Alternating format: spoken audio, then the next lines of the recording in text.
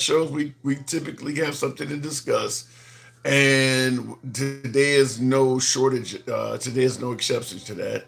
Let me make sure I got everything mirrored where it can be mirrored. So there we go.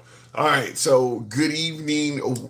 I'm going to say evening. What is this afternoon? Just about evening. So I guess that I'm not totally off by saying good evening. Good evening. Welcome to the program. In the comments, hello, OOM. Okay, I don't. You're speaking a different language, so I don't know what to do with that. But we'll move on from that. But today, like I said, we're going to be doing more of an open forum. So I'm going to be tackling comments, and because a lot of you folks have had questions you wanted to ask, things like that. We always are open to taking comments to make for a more interesting program. So we take comments, complaints, suggestions. We'll take an occasional compliment as well. We won't turn that down. So what I want to go ahead and do is get into the actual meat and potatoes of the show. Like I said, even though it's an open forum and we're reading comments, we do have topics. So the show is not without its share of topics today. Survivability So further with a give carbon me a minute fiber here. casing that minimized I was actually fragmentation. watching Shall a piece on the Mark 84, Mark 82 bombs, but that's not what we're going to be talking about. So let me get off the bombs. None other than Marjorie Taylor Greene is something I want. I want to run this clip by you. It's at least a minute, but I do want to get. I want you guys to hear this because I'd love to get your opinion on this. Now, I don't know where Marjorie Taylor Greene lies now. I mean, she is a conservative. There's not a liberal bone in her body, but she's almost like a woman without a party because MAGA doesn't. She doesn't really have the respect of MAGA anymore. And the Republican Party, for the most part, in regards to the people that are in power, it's MAGA. So Um, I don't really know where Marjorie Taylor Greene stands. She's kind of she wants to make America great portion of MAGA, but you got to be willing to accept all of Trump as 100% righteous, or you're going to have a hard time staying in MAGA. And that's where she's kind of, she's not a traditional Republican. She's certainly not that. Marjorie Taylor Greene is not, a Mitt Romney or a John McCain. She's closer to MAGA. She is what Trump campaigned on. The problem is Trump is no longer what Trump campaigned on. So, he campaigned on being about America first and making America great again, exposing the deep state, exposing all of the corruption within the two parties. That's what he campaigned on, separating himself from both the Democrats and the traditional Republicans. And then he got into this new space and did virtually none of what he campaigned on. So now he's out in some other area, and you got a lot of folks that are in that new space wanting make America great and America first policies that Trump is not delivering. So now you got traditional Republicans, MAGA, which is what I believe Marjorie Taylor Greene is. She is the MAGA Trump campaigned and promised. And then of course now you got folks who just follow Trump, which could be virtually anything at this point. I mean, start new wars, not give you Epstein, incredible fiscal spending. I mean, there's just no way to know what Trump is. So you got Trump, you got MAGA, and now you still have your traditional Republicans as well. So there's kind of like three different parts to the Republican Party. We always talk about the Democrats being traditional Democrats and not as progressive Democrat socialist wing and suggesting the Democrat Party is divided. But fact is, so is the Republican Party. They are divided. You just hearing it more from the Democrats. So looking in the comments, we're gonna be reading comments today, but I do want you to hear this real quick. And in the comments, Don Bucky is saying, talk about Penn State drug ring. I'm not aware of that. I'm not totally aware of it. I haven't heard it. What about a Penn? There's a drug ring in Pennsylvania. Is that what you're telling me? I haven't heard about it. So I'm not going to be able to speak on something I'm not well versed on, but I want you to hear what we are talking about. Let me explain to you guys how this is actually going to work. 26 midterms and the 28 presidential race is not going to be anything like 2024, where there was so much support for MAGA. The coalition came in and got behind Trump. And here's why. When the president started telling his own supporters that he didn't want their support, remember that Truth Social post where he said, my past supporters, and he was calling the Epstein files a hoax? Yeah, these were women that were talking about and telling their stories about being raped by these elite rich men when they were 14 and 16 years old. And then the president fought me and Thomas Massey and all of us who were trying to release the Epstein files, and he called it a Democrat hoax. Yeah, that's going to be a problem in the midterms. You know what another problem in the midterms is going to be that is totally broken the entire coalition? It's calling affordability a hoax. Yeah, remember when the president called affordability a Democrat hoax? Same word he used to describe raping girls when they're 14 and 16 years old. Affordability is not a hoax. And it's not something that you shame young people like Gen Z, shame them for their work habits and shame them and tell them they need to, pull themselves up by the bootstraps, because it's a lot different for young people today than it was for, say, my generation and the baby boomer generation. The dollar actually had value 20, 30, 40, 50 years ago. Now the dollar isn't worth shit. And that's because Congress won't stop spending the money. And that's because we have leaders like President Trump, who's gone full neocon and just can't back away from war, can't back away from it. And that's the third issue there, folks. You want to know why 26 and 28 is going to be different? Because Donald Trump broke his big campaign promise of no more foreign wars and actually has got us embroiled in a war with Iran, a war that should not be happening, and he's not backing off of it. And it will probably get worse. So that has fed the affordability crisis. That's why people can't afford gasoline. That's why people's bills keep going up. Food prices are still going up. Beef is at all times high. It's ridiculous. And you don't lecture the people that got you in office. You don't lecture them and tell them the things they care about is a hoax. You don't lecture them and call them names like panicans and tell them that they better come in and pull the coalition together and stop the Democrats. No, you know what you should have done? You should have stuck to your campaign promises, and you should have delivered for the people that put you in office, not the one. I'd be curious to know. I don't have a lot of folks. The show just started, so the numbers are just coming in now. But we'll end up hearing this again, because I'd be curious to know from my MAGA side of the audience, do you agree with her? Because she is on the outside of MAGA now. I think she's in a particularly. She's kind of in a. She's not in the same position as Liz Cheney or Adam Kinzinger or some of those folks, or the Mitt Romney types. I think actually MAGA, in my opinion, I think most MAGA still somewhat, or I think most Trump supporters. I'm separating MAGA from Trump supporters. I think most Trump supporters still kind of respect Marjorie Taylor Greene, unlike Adam Kinzinger or Liz Cheney and some of them. I think they do respect her, but they just feel that she is somewhat of a traitor to President Trump.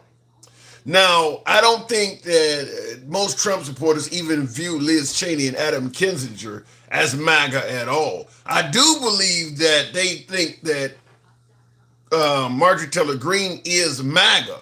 That's why I'm saying I think there are three factions to the Republican Party at this point.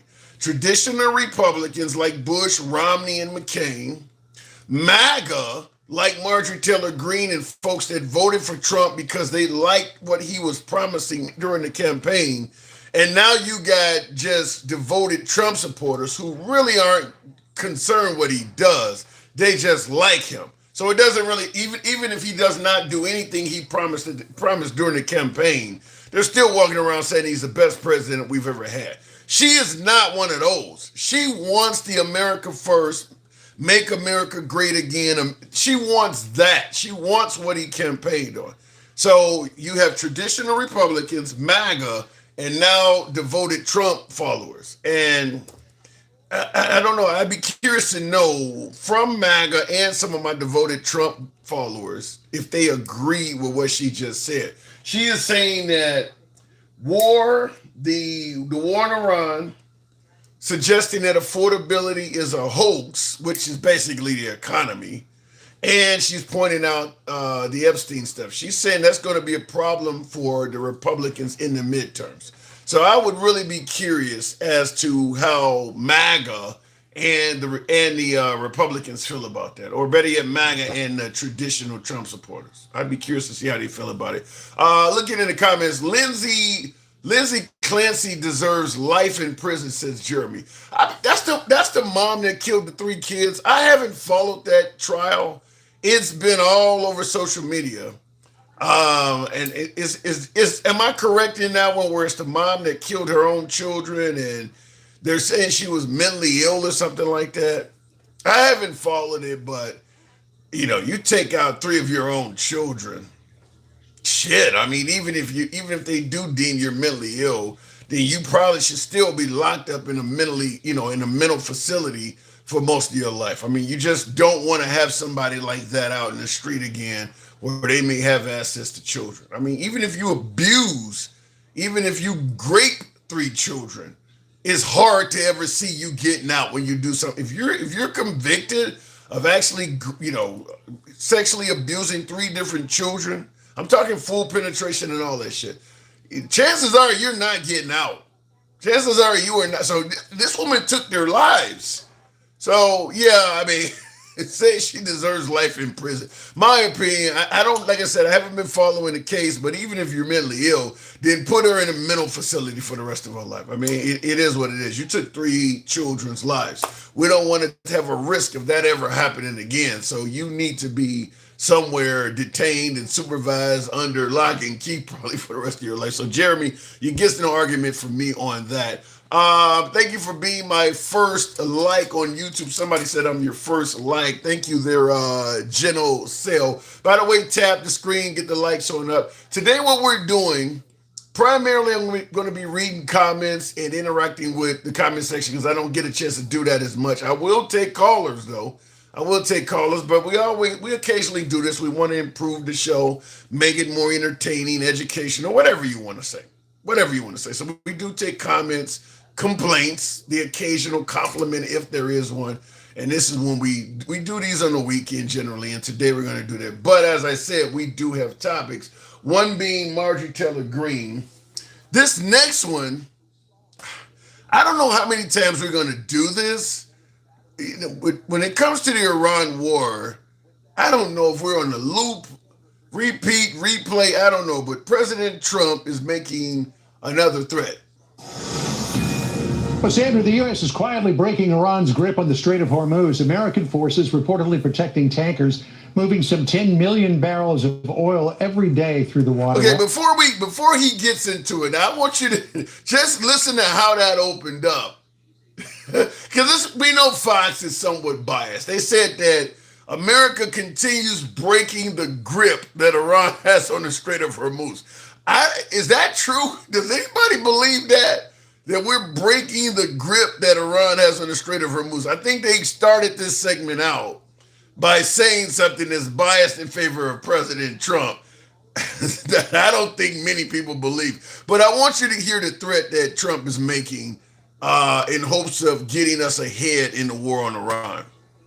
Well, Sandra, the U.S. is quietly breaking Iran's grip on the Strait of Hormuz. American forces reportedly protecting tankers moving some 10 million barrels of oil every day through the waterway as President Trump opens up another front threatening economic D-Day for countries that help Tehran stay afloat.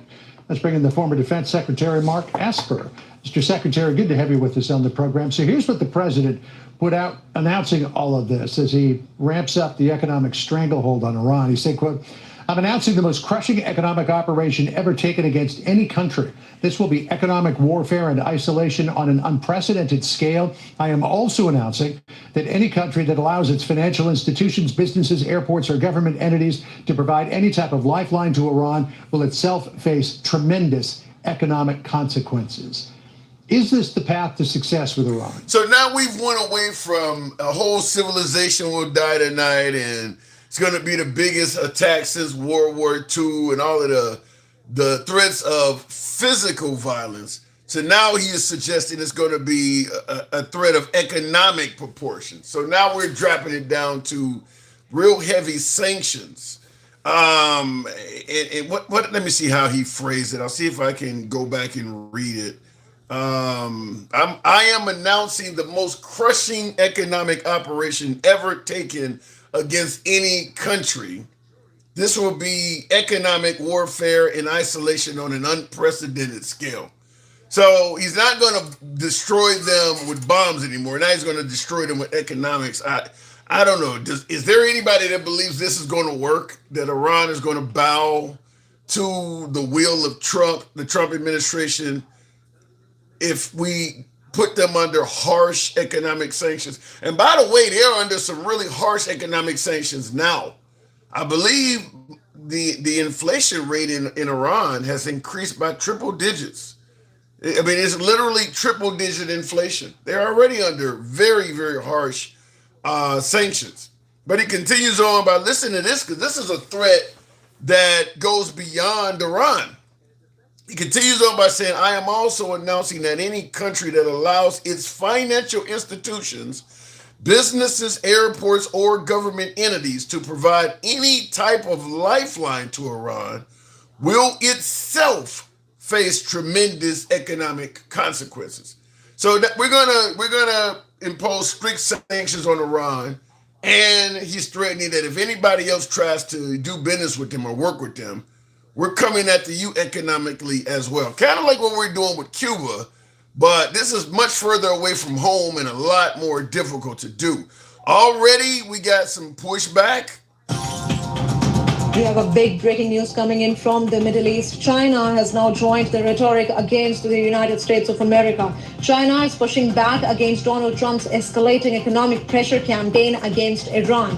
Beijing has openly rejected the idea that more sanctions and economic pressure can force Tehran into submission, sending a fresh warning as tensions between Washington and Tehran continue to rise, as U.S. President Donald Trump has announced a crushing economic operation against Tehran. China's foreign ministry says sanctions are not the answer. Speaking in Beijing, Chinese foreign ministry spokesman Lin Jian said that imposing sanctions and pressure do not help to solve the issue when it comes to Iran. Instead, so China's saying they're not going to honor this.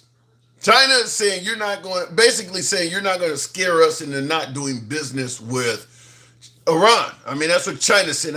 This clip here, I know it sounds like what is an Indian accent. I like to make sure I provide you guys with stuff you can understand. But I mean, there are plenty of clips of China saying this, but it's all in Chinese with subtitles under it. And a lot of the clips that feature interpretations are heavily accented just like this. But you see during this clip, the graphic came up showing that China buys 80% of Iranian oil. 80% of their oil is going to China. So that's a significant trade arrangement between those two countries.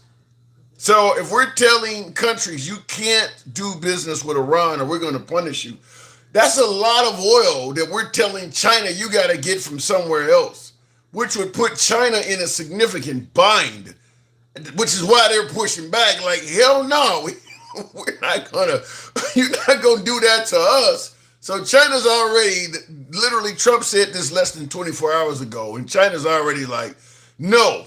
So China's not gonna fall in this. So when we're asking, will this work? Sanctions as opposed to bombs, China's already come forward and said, well, if you can threaten Iran all you want, we're going to continue doing business with them. Because this is, and make no mistake about it, this is the lifeline that Trump is saying that, he says, I'm also announcing that any country that allows its financial institutions, businesses, airports, or government entities to provide any type of lifeline to Iran will itself face tremendous economic consequences. I mean, that's literally a threat to China. If they're buying 80% of Iranian oil, they're providing a lifeline to Iran. That's where, I mean, that's probably their biggest that's probably Iran's biggest export, is it not? Their oil. So if Trump is saying that anybody that provides them a lifeline, we're going to put tremendous economic consequences on them as well, then he is by proxy threatening China as well, not to mention what other countries may be doing business with Iran. So I want to hear from you folks what you think on this, but I'm going to be honest, this ain't going to work. This ain't gonna work. I mean, what are you gonna now? You're gonna start sanctioning the world because they're not cooperating. This ain't gonna work. I don't think this is gonna work at all. But we'll end up seeing. China answers his threats every time, says Billy Wap. Yeah, they're answering it all. They're essentially answering it to some degree, like, we'll call your threat and raise you 80% Iranian oil purchases. So that ain't gonna work, but we'll talk about that. Last but not least, we got 3 topics. The Marjorie Taylor Greene. Will the Iranian sanctions work in regards to the war that Trump? I don't know where we're going with the Iran war. I know we got 70 some odd days into the midterms. I don't know where that's going. I want to hear from you folks. Last but not least, this third topic, no graphic. Better yet, no video. This is what the graphic is about. Why do you vote? I'm asking the question, are you voting for what your party, no matter where you are on the political scale, left, right, center, socialist, MAGA, nationalist, whatever you stand for, I'm asking you, are you actually voting based on what your party is offering?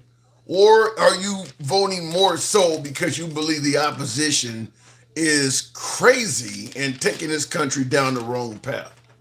I'm curious to know, are you voting because of what your party is offering, or are you voting because you believe your side is the lesser of two evils? In other words, the other side is so fucked up, there's no way I could dare endorse that.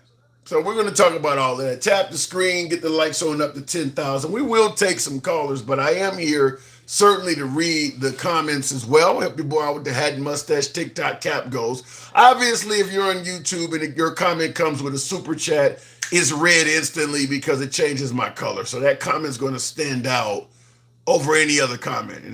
And I read super chats 100%, guaranteed they get read. The Netherlands, Canada, and Mexico redesigned trade shipping routes, cutting the USA out as the middleman. Well, the Canadians, we're tariffing them 50%.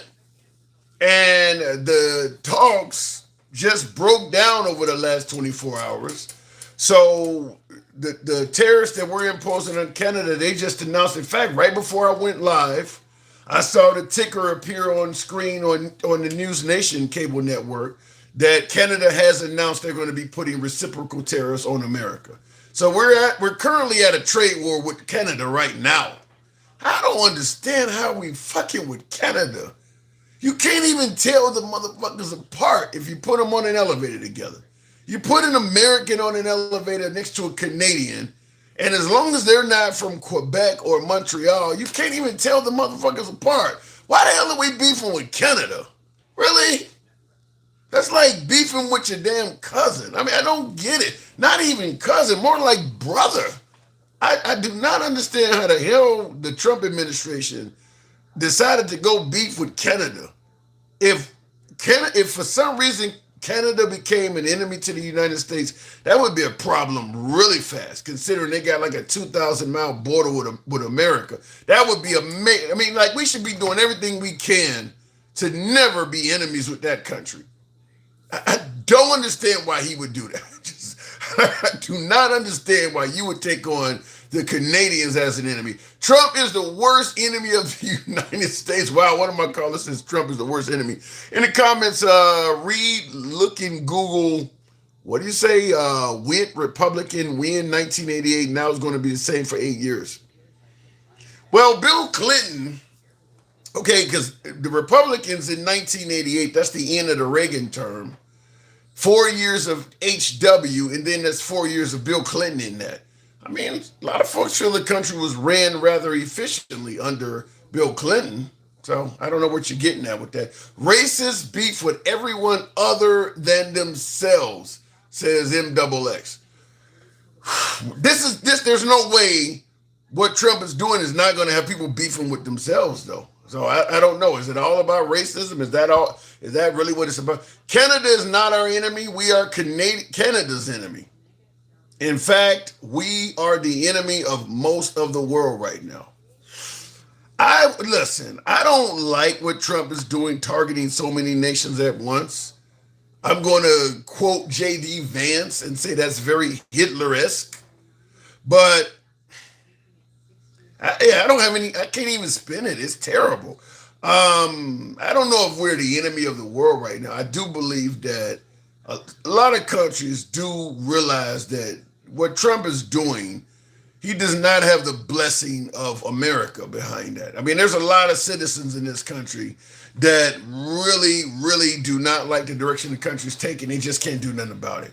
And I do believe some of the world knows that. For instance, Iran absolutely knows that Trump does not have the support of the citizens in regards to that war. They know that.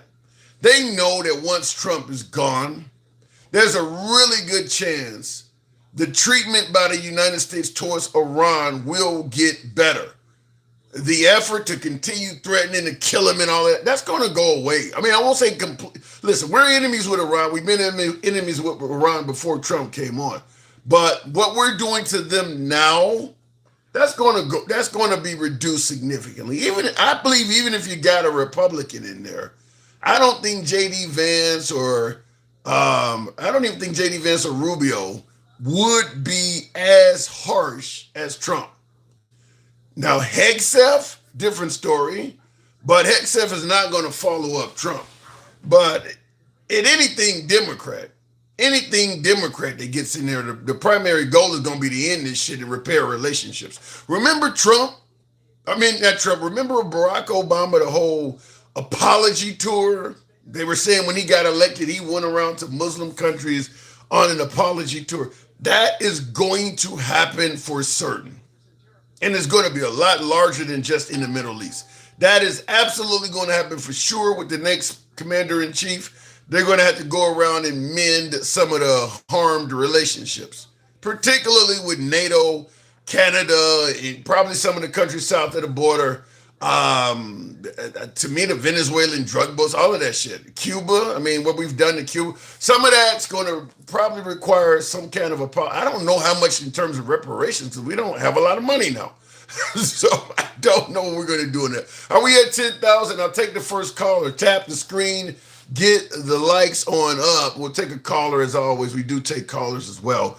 In the comments, trade, loans, agreements, and investments are all based on trust. Trump took the trust in the USA away. The world is dumping USA Treasury bonds, likely making it a much more challenging America to grow up in for our children than it was for us. And let me just say this. MAGA was overwhelmingly originally in favor of Trump, tariff in the world. What was it called? Liberation Day, April 2025. They were happy with all this stuff. These countries have been ripping us off. Don't give any money to you. Don't give any weapons to Ukraine. They've been getting away with a bunch of shit. MAGA was happy about all this stuff. MAGA hasn't received 1 cent of that. 1 cent. I mean, same thing when Doge was firing everybody. MAGA was overwhelmingly happy about that. Hey, saving us tax money. You ain't received 1 cent of that. It has not made a difference in your life financially at all. At all. Now, the people doing it have increased their wealth windfall amounts.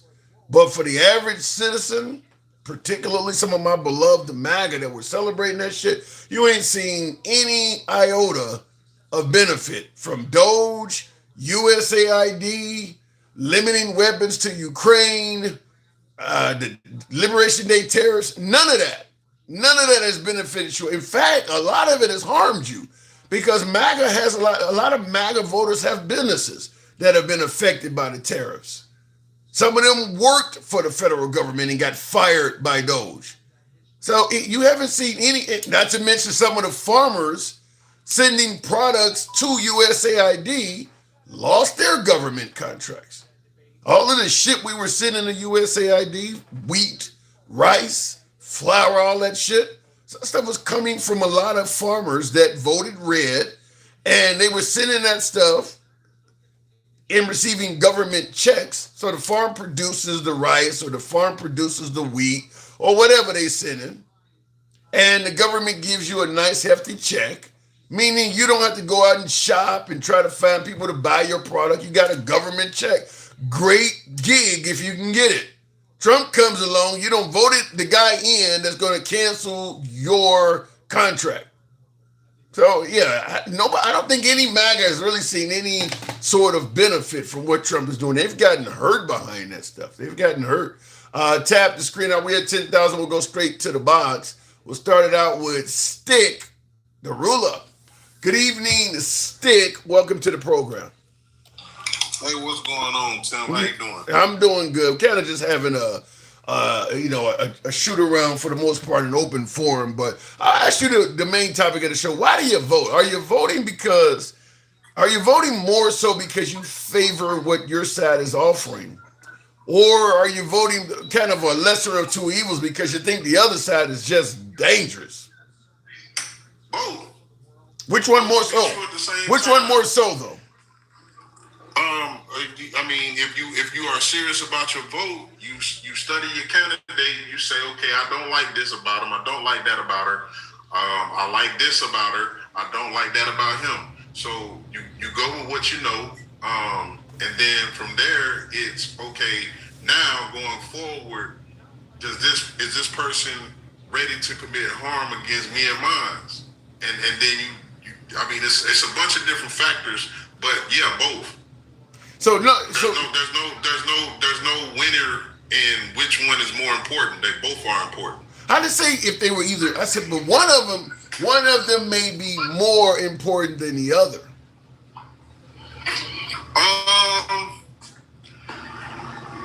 It depends on the subject. I mean, I'm not gonna do racial. I'm not going to allow anything to come over racial unless it's something to do with voting or something like that, and then that may be racial. Like, let me ask you this way. Let me ask you this. Now, you're voting left, correct? At this moment, yes. You don't sound very sure on that. No, I do. I said at this moment, yes. Okay. Because at this moment, the left is the only side or the only party or whatever you want to call it. They are the only brains that think like mine and understand that not just making sure that I get what I need, they're also making sure that the disadvantaged and the marginalized also get what they need. Okay. So they're more in tune to what I want, and that's the reason why I vote left, if that makes sense.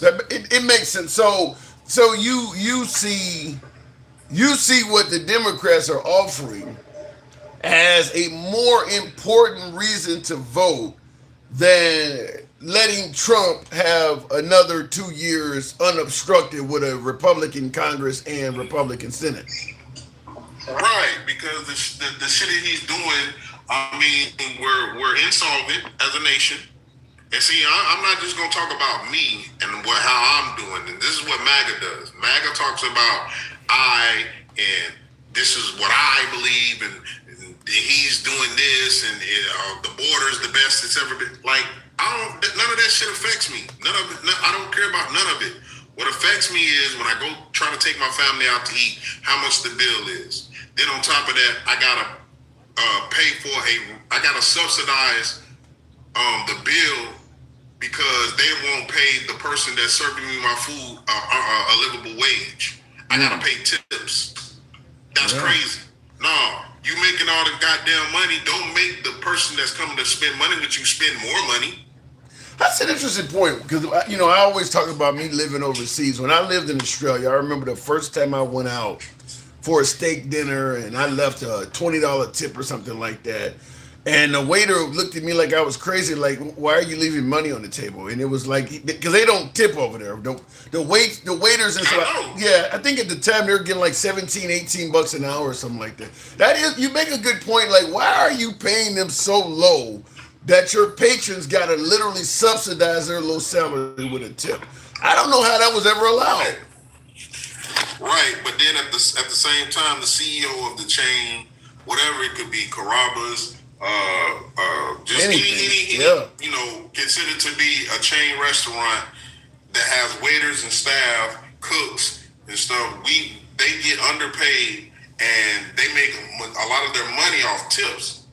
But we're the ones actually buying the food and subsidizing the wage for the rich person that's still collecting and getting paid. You know, they millionaires, but these people is barely getting by, and you don't even want to fucking pay them. This is the Trump world that we live in. But do you think the Democrats? Do you think the Democrats would fix that? I think the Democrats will have to reverse pretty much every EO he's ever did, and that's a start. But they got to go in, you know, codify some things. They have to, you know, get rid of some things. Like those draconian laws that they had back in the 18 to 1700s. There's no way in 2026 you got a motherfucker coming back and saying, yeah, we're going to do it like they did in 1777. Give me an example of a law you're referring to. Shit. When it came down to the voting, when it came down to women's health care, in a sense, when the ABs and they just go back in time. They try to find any law, whether it's a state law, and try to make it a federal law, or make it an EO. You know, they go back and they do those things. That's the type of cabinet, that's the type of president that we have in office right now. So, in order to correct this, because it's very fucked up right now, the debt, the insolvents, just all the shit that he brings, he's a pestilence, man. He made the Knicks lose their only game at home. I'm just saying. Well, he is the president, Stick. Man, I'm just saying, man. If you still like this dude, you're in a cult. No, but hold on.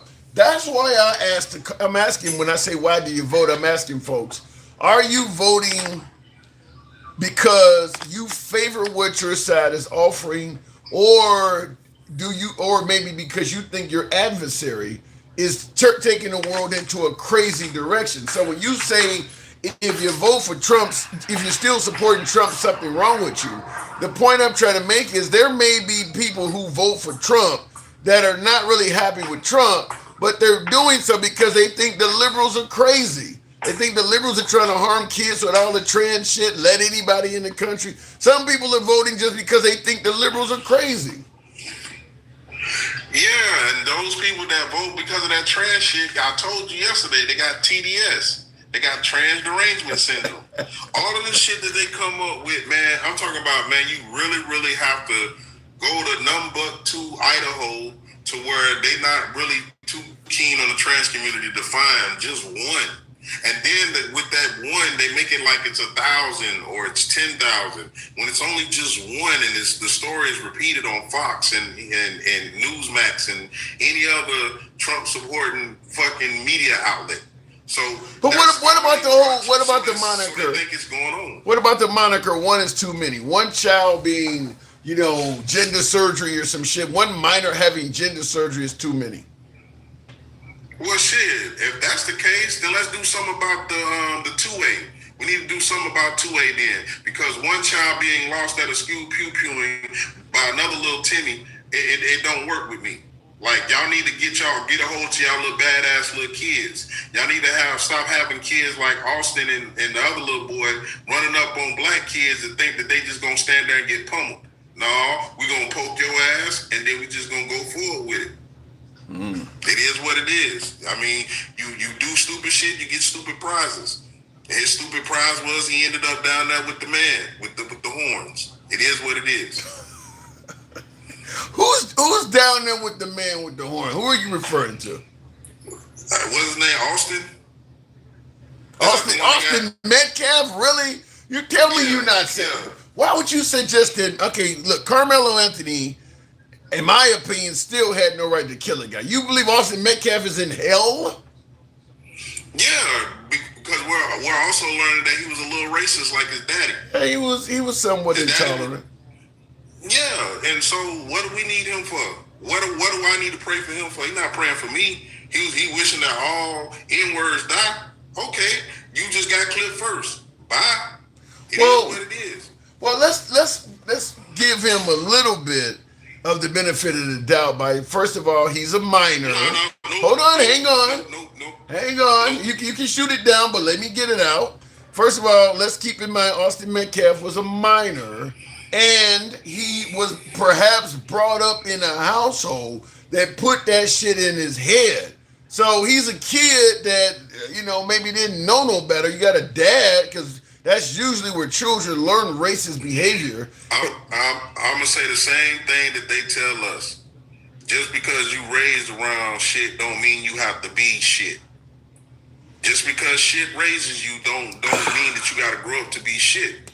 You can actually look at that person and see that person ain't shit and he's telling you all the wrong things. You can be like, nah, dad, I'm good. You can be like some of these kids on TikTok where they stepdad is calling their friends N-words and the white boys are knocking their stepdad out for saying that shit. Say it again and knock his ass out.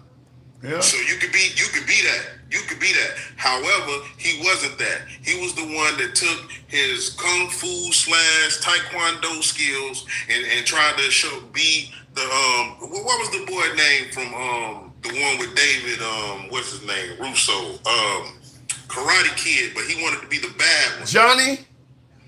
Yeah, he wanted to be Johnny, and then he wanted to be Johnny, just walking around. Thank you. Because he knows some shit, and he big as hell, and thought the little small black kid was gonna be an easy win. As we see, you lost twice. You lost your life, and you in hell.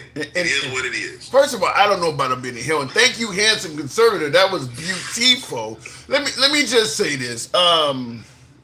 Yeah, it looks like Austin Metcalf was an intolerant, bigoted person, but it doesn't seem to be where he's done anything of harm to anybody in his past. I don't know if just simply having hate in your heart towards another race guarantees you a trip to hell. That's what you're suggesting, right?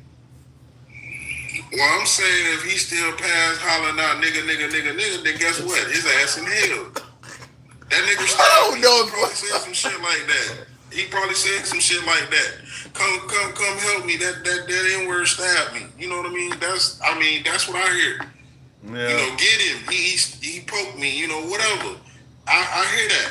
So at the end of the day, yeah, he went to hell. Are you telling me? So what are you telling me? Gangsta Grandma is going downstairs upon her demise? What I'm telling you is Gangsta Grandma is telling you who they are just as well as I am. Gangsta Grandma said no. She said a lot more than who they are. She said she don't like them. Gangsta Grandma's pretty strong. Yeah, but she's talking about certain people that are the devils of the earth. I'm just gonna be honest with you. They call them MAGA demons and other god doggone lives. So at the end of the day, when I'm on the live, Tim, and my background says, why are white tea men in this nation so violent? And as soon as they come up, the first thing that come out their mouth is the N-word, N-word, N-word. Then another one comes up and then don't even denounce what this motherfucker just said. Yeah, I got a problem with that. And all over my MAGA. Well, but I'm going to bring up some of my guests on the program that are African American that say harsh things about white folks, and then the next African American don't denounce them either, Stick. Because it's true. Oh, come on. I can see. Oh, come on. I can see.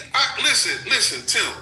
When it comes down to going from country to country, you can't tell me a black man or a nation out of Africa or out of any nation that you consider to be black, Brazil, the Cubans, the goddamn Dominican Republic, the Haitians, they haven't went from land to land to land telling people we're gonna conquer you, telling you about manifest destiny. You just understand it's meant for us to treat you this way so we can rule the earth. No other demographic thinks like that but them. First of all, that's not true. There's a whole lot of conquering in Africa on the continent between countries. So they're not the only ones that conquer. There are plenty of African countries that conquer other African countries where no white man is involved. Real quick. I said continent to continent. So what? So if it's on the same continent, is it irrelevant? No, No, it's not so much as irrelevant, but we haven't went to China and tried to What's take over okay? So China. what's the We haven't went to Australia and tried to take over Australia. Okay. We haven't. Let's keep it G. We haven't went to Russia, Germany. We haven't went to those places to try to take it over. As a matter of fact, the last person that did was trying to fight off the Romans. His name was Hannibal Barcus. I don't see. Look, when I think about what happened in the Congo and what happened in Rwanda, black on black violence. I don't. Okay, but because they didn't lead a continent and do it, it's somehow less. No, it's the same thing here. A crime by proximity. They're a country that's right next to you. It's like Israel. You ain't saying Israel. Killing is killing, Stick. It's still look. So in other words, you're saying proximity. So black on black crime versus if you leave the black neighborhood and you go out of town and kill somebody in a different neighborhood. Killing is killing. It doesn't matter if it's proximity or not. If you're doing something wrong, you're doing something wrong. But is it doing it in to colonize? I'm trying to Doesn't figure out matter. colonization. It doesn't matter. The outcome is the same. Dead people. No, it's not. It's not the same outcome because the way that they fight over there in Africa is totally different than the way that the white man has systematically went around the world and colonized it. Have you ever heard of? We ain't never went around the world to colonize it. We are the first people to circumvent the world without colonizing it.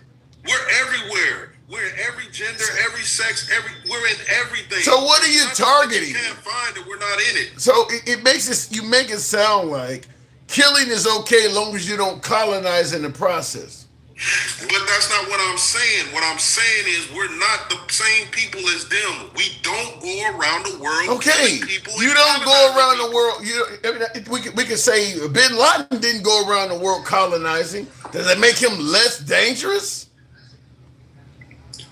Nobody said that he wasn't dangerous. What I see is when you trying to push back in a way that's not even pertaining to what I'm talking about. I'm talking about one thing and one thing only. There's a certain demographic of people in the white race, not saying all of them, a certain demographic in the white race that go around and colonize country after country, disturbing country after country. At this point, bombing. We're the only country that was ran by white tea folks that used the nuclear bomb. So I'm telling you again. By the way, when you brought up the nuclear bomb, that's exactly what the Japanese were in the process of doing. The white man just stopped them, but they were trying to colonize Hawaii. They were in the process of colonizing on Pearl Harbor. That would have been colonization. I mean, so they're not white. No, I'm gonna say it again. They did not colonize or try to colonize Pearl Harbor. Really? You don't think? Hold on. If the Japanese had won World War II, you don't think they would still be occupying Hawaii? No, and the reason why I'm saying that is because the reason why they attacked us is because we're doing the same thing that we're doing now, which was we held back their oil supply. We tried to cap them off and do some other shit to them, so they attacked us while we were facing Germany and whoever else. They attacked us as a sneak attack. That wasn't so we can come in and take over. They flew people over there that knew they wasn't gonna make it back to Japan, and they unalived and kamikazed and all of that shit. It was a sneak attack, and it was a sneak attack because of what we were doing as a nation. Not me personally, not my ancestors personally, but just this nation and its government. What we were doing was we were doing what we're doing now. How we cut off the Strait, we cut off Japan and their oil. But you're saying if Japan had have emerged from World War II victorious, they would have let us keep Hawaii. Yes. Hawaii is too far away for them to be strategically trying to take it over. It ain't too far away for us. Listen, China had more people. I don't know about how their army was back in the day. However, that island of Japan took over that big landmass known as Asia and China. So at the end of the day, they have capabilities, but they have capability that's people that's close to them, so they can always get supplies and different. That wasn't a good thing. Even us. I got another one for you. Is Hands of Conservatives says tell Stick to pass whatever he's smoking. I would like some puff puff pass. What about Taiwan and China? There's no white man there. China obviously wants Taiwan. We could bring up North and South Korea. I mean, there's colonization going on beyond the white community. Yeah, but the thing that they want from Taiwan is not necessarily they want the people and make them, subservient. They want the resources. Right now, they're doing exactly what if we don't do it, somebody else is going to do it, and it might as well be us to another Asian country. And why not? We're the big brother. They feel like they're the big brother now of the Asian culture, whether it be North Korea, South Korea, Taiwan, the Philippines, and Singapore, and all of that. China is considered to be the big brother. So if you're gonna do it, you might as well do it big. And they're trying to be like Russia. Let's keep it G. Everybody is moving a certain way, and you can see it, and you can just either call it out or you can go do what MAGA do and deny it. I'm calling it out. You're losing me when Trump, he don't care nothing about money. You're losing me when you suggest they don't want the people, they just want the resources. If you ever heard of the raping of Nanking, the Japanese absolutely wanted the people when they raided China. Went around and just raped a whole bunch of people. So I don't know. You make it sound like only the white man goes around pilfering and colonizing. I mean, they are more successful at it. They've done more of it historically, but I'm telling you, the other groups of people do it as well. It ain't something unique to the white man. Listen, man, just like now, especially in the beginning of his presidency, how he wanted to go to Greenland, how he wanted to go to Panama, how he wanted to go to Venezuela and anywhere else in the region, right? Cuba. This is he also wanted to take Canada, right? Almost wanted to try to get Mexico. I don't know if you can blame what Trump is doing on the white man, because there's a whole lot of white men that don't like what Trump is doing. There's a whole lot of white people like this. What he is doing is wrong. But so what? Tell me the black man, tell me the Asian man, tell me the shit. Any man that has put this forward other than Trump, which is a white man. You can't tell me nothing like that. So again, back on that, it is what it is. You feel me? It was a white man that suggested it, been suggesting it on all these different countries. And again, going back to it, he wanted all those countries because that was his hemisphere. I'm going to take this hemisphere, Putin, you go on and get them back. You take that hemisphere, go on ahead and get Mother Russia and all of your Soviet Union friends back together again. All them stands that are out there, Pakistan, Kazakhstan, Afghanistan. Like I said, I don't know if I totally agree, but I understand your point. I do gotta move it on for time, Stick. So we'll leave it at that. Thank you. Hey, I'm gonna tell you just like this. You might not like Gangsta Grandma's delivery, and you might not like that she don't too much care for the pink toe. But at the end of the day, she's telling you the truth. I got one about them bathing. We had to teach them how to bathe. They had to come from oh my all the God, way there. that's some racist shit you saying. That is racist shit. I'm not lying. Even in the old movie with in Cleopatra, the man that played Caesar, he got a letter. He said, "Man, how dare they in Britannia try to tell me anything? They just learned how to walk on 2 feet." So at the end of the day, if he can say it, I'm gonna say it. All right. We taught him how to bathe. It's racist. I gotta go. It's racist. It's racist. You're being racist. I gotta go. How? I'll explain it as the show go on. Thank you, Stick. Tap the screen. Get the likes up. You the man, Stick, says Mr. Magic.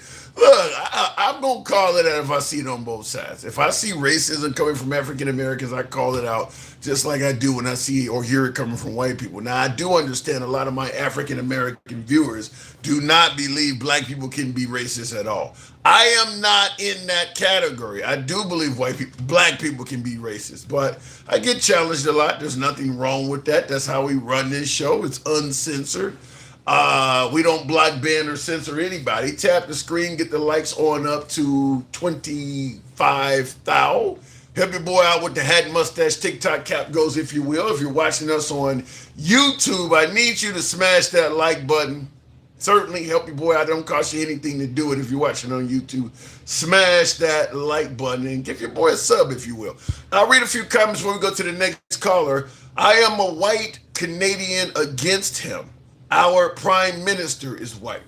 There you go. I saw somebody else in the comments said I'm a white Christian and I don't hate black people. I mean, look, I don't like the notion of, I don't think when you categorize a whole race of people, you're going to say things that are wrong against innocent people.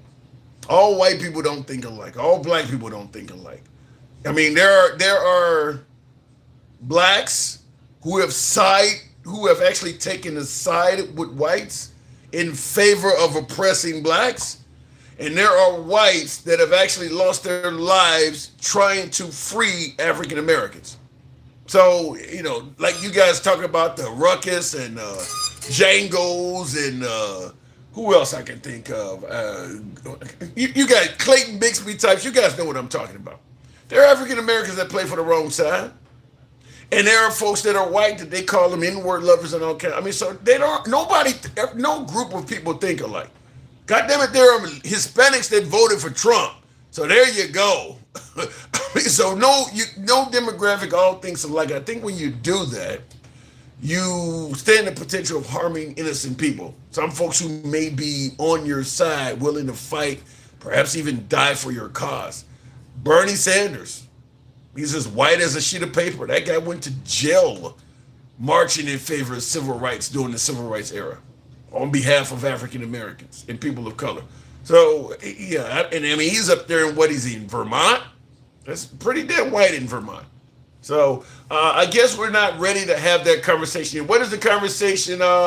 Conservative says black people sold slaves, black people own slaves, and you say they cannot be racist.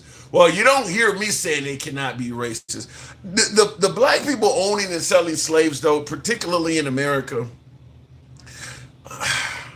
look, I know even when it comes to white Americans, only a tiny percentage own slaves because it costs so much to do so. When you start talking about African Americans that own slaves in this country, now you're probably talking about something you can count. I mean, it's going to be really, really low. I doubt if, I mean, think about it. How many of them have made it through history? I mean, how many African American slave owners have you heard about through history? Maybe one or two? It's going to be really, really low. Because like I said, it wasn't even, I mean, I think only between 1% and 5% of whites own slaves. African Americans going to be 1 or 2?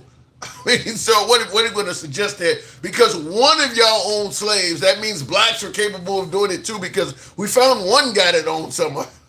I don't know. Look, at the end of the day, when slavery was legal in this country, regardless of who owned slaves, there was only one group of people voting to continue making it legal because nobody else had any input. If everybody had input, slavery would have ended a lot sooner than it did. Because obviously the minority groups would have voted against it from day one. So only one group perpetuated it, continued voting to keep it going. And then, of course, got involved in a civil war fighting to keep it going. So, I don't know, bringing up one dude over on the East Coast that owned and sold slaves when the other, I don't know how many hundreds of thousands of African Americans did not. Okay, so you bringing up one guy? I doubt if it was 5 African Americans in this country that owned slaves.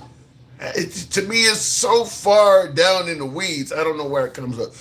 My people weren't even in the country when slaves were here, says Dorothy Loves. Well, look, this was not what we're going to talk about, but this is an open forum. I'll just say this in regards to slaves.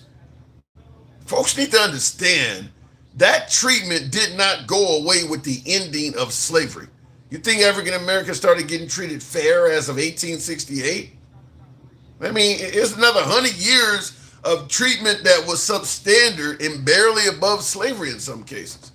We make it sound like, well, my people that own, yeah, but a lot of your people benefited from the stuff that followed after slavery. Keep in mind, a free African American during that time could not compete with you for a bank loan, for a job, for a college entrance. I mean, you were benefiting significantly. The country was operating on DEI, didn't earn it. I mean, if you were particularly a man, but even a woman, if you were a white male applying for a position, you had to one up on everybody of color that was applying for that same job. Merit didn't matter. Merit did not matter. If you were a white male, you had a one up on everybody of color applying for that position. It was DEI. You were going to get appointed because you happen to be white. Let me go back to the box, though. You can stop this before it happens when discussing with these folks by using the term racially driven discrimination. It keeps the conversation on track and doesn't allow the deflection. There's no way to completely stop deflection, sir. I'm just telling you. People go, and by the way, when you say racially driven discrimination, I think that's a pretty clear term, but some people may have their own interpretation for it. We'll have to try it. Let me go back to the box. Thank you, Lisa, for the floating heart. Tap the screen to get the likes on up. Some don't know how George Washington got his wealth. Well, shit, they took over a whole fucking country. You can start with that, but he definitely owned slaves as well. Clark Kent, is that Mike? Mike, we tried to bring you up yesterday. What happened? I don't know if I just brought up. Don't know what happened with my last guest. We'll try it with Mike. Mike, we needed you yesterday because what is it? MAGA Reacts was on top. MAGA Reacts has some points to make on the Carmelo Anthony Austin Metcalf case. He said you were wrong. I cannot recall what he was correcting you on. And I had tried to bring you up. You were in the holding pattern, but when I brought you up, I guess you either was gone or something, but I tried to bring you up. And then after that, MAGA Reacts came on disputing a lot of the shit you said. Like what? I can't remember. Where is he? I know he's lingering around here somewhere. Not yet. I don't think he's on yet. Wait, not yet? Yeah, I don't know. You know, he's a moron. I went looking for you. That's how much we needed you. He's like, what the fuck? I went looking for you. And you just weren't there. Ain't no telling. It's I'm sorry. Was listening to some of the stupid shit Craig Long was saying, the idea that people living today were not impacted by chattel slavery is so absurd on his face. Let me ask you this, Tim. How old are your children? Do you have any grandchildren yet? No. My daughter, okay. My oldest is 25 though. Okay. So I have grandchildren, and so I'm 55. I got grandchildren. So I think by the time I'm 70, my oldest grandchild has a child. So I'm a great grandfather at that point. Mm-hmm. And if somebody took my wealth at that point, and I wasn't able to pass my wealth on to my grandchildren, my great grandchildren, are they impacted by me being stripped of my wealth? Yeah. I mean, here's the clearest example, and I'll let you continue, but here's the clearest example I give. Growing up as a Gen X child in the 70s and 80s, there was really no generational wealth in the black community. And that's way after slavery, way after 1970. Right. That's after the Civil Rights Act. There was really no really wealthy people in the black community all the way in the 1970s because they had been held back like that. So that just shows you the impact level. Yeah, absolutely. And the reason I say that, because as I talk to, and I'm going to say it, as I talk to my grandmother, who's 104. Bless her heart. Right? As I talk to my grandmother, that's 104. I remember sitting talking to my great-grandmother back in the 80s and early 90s before she passed, and she was 105. My great-grandmother. Right? So if my grandmother was born in 1922, you understand what I'm saying? My grandmother was born in 1922. I'm old enough to be and spend time talking to her mother. Yeah. Well, the thing about it is the thing about it is we know all of them worked hard because the law required it. Most of them didn't have access to any welfare or entitlements. They worked hard and was rewarded so little that they had nothing to leave on to their successors, whereas in the white community, there was money to leave on. So, yeah, I mean, all of that's going to affect people of today. Correct. And what I said to Eagle, I said, if I had great grandchildren, my grandmother's still alive. So if my kids spend time with my children, and my grandkids spend time with their great grandmother. So what I'm saying is, chattel slavery absolutely impacted the financial and economic status of African Americans in this country today. $16 trillion of free labor. 16 trillion. If it wasn't that big a deal, give us our wealth back. I don't know. Listen, I'll just say conversation. I'll just say it like this. I think the way we judge history has a tad bit of racism in it. Racism in it itself, because we know the way the founding fathers implemented the Second Amendment, or the way the founding fathers deal with the Constitution, the way the South views the Confederacy. Every other aspect of our history, we are willing to admit it still trickled down and affects us today. Only when it comes to the history of African Americans do we pretend like none of what they went through affects anybody. Everybody, I mean, you just had Trump rename, or Hegseth and Trump, rename bases back after the Confederacy, saying that that's history, you can't erase history. I don't know why when it comes to African Americans, that one group of people, we suggest that what happened to them doesn't affect anybody else. I mean, Hispanics still, Mexicans still support, celebrate Cinco de Mayo. The Irish got St. Patrick's Day. It's just for some reason when it comes to African Americans, their history should be wiped clean. Like none of that mattered. I don't get that. Yeah, you do, because it's just racism and it's assimilation of racism, right? And it's just bottom line. And in CBD, it's so funny. I really wish you guys would just read for a second. Just because we have more black millionaires now, all you guys do is further my point. So if we have more black millionaires now, how many would we have had if we had been paid for our labor and we had been free? Yep. So, the argument, you know what? It's almost like, the argument is so silly on its face. It should check your own moral compass on what you believe is to be the human and right thing to do. It's just stupid. If you really step back and say, well, you're free now. So if we had been free, if there had been no chattel slavery, if we had been compensated for our labor, then we wouldn't be having this conversation. Yeah, like I think about the likes of former NBA star Magic Johnson. He's a business mogul. He owns all kinds of stuff. He's a billionaire. He would be the equivalent of some of the Hugh Hefners. I wouldn't put him at the Rockefeller level, but he's a wealthy person in his own right. If he was able to do that, or another African American like him was able to do what he's doing in the 80s, 90s, and beyond, back in the late 1800s or the early 1900s, you would have black billionaires. You would have had some black billionaires, just like you got the Rockefellers or the Kennedys. They got money that's been in their family for generations. That does not exist in the black community because it was not allowed. So, there's absolutely people, there's trickle-down effects of what happened. There's plenty of folks in the African-American community that are living an average working life that should be super rich because African-Americans were inventing things. None of that stuff trickled down. Though their inventions were stolen, maybe they created music. Some suggest they created rock and roll. All of that. They didn't get any credit for all of that stuff. Absolutely.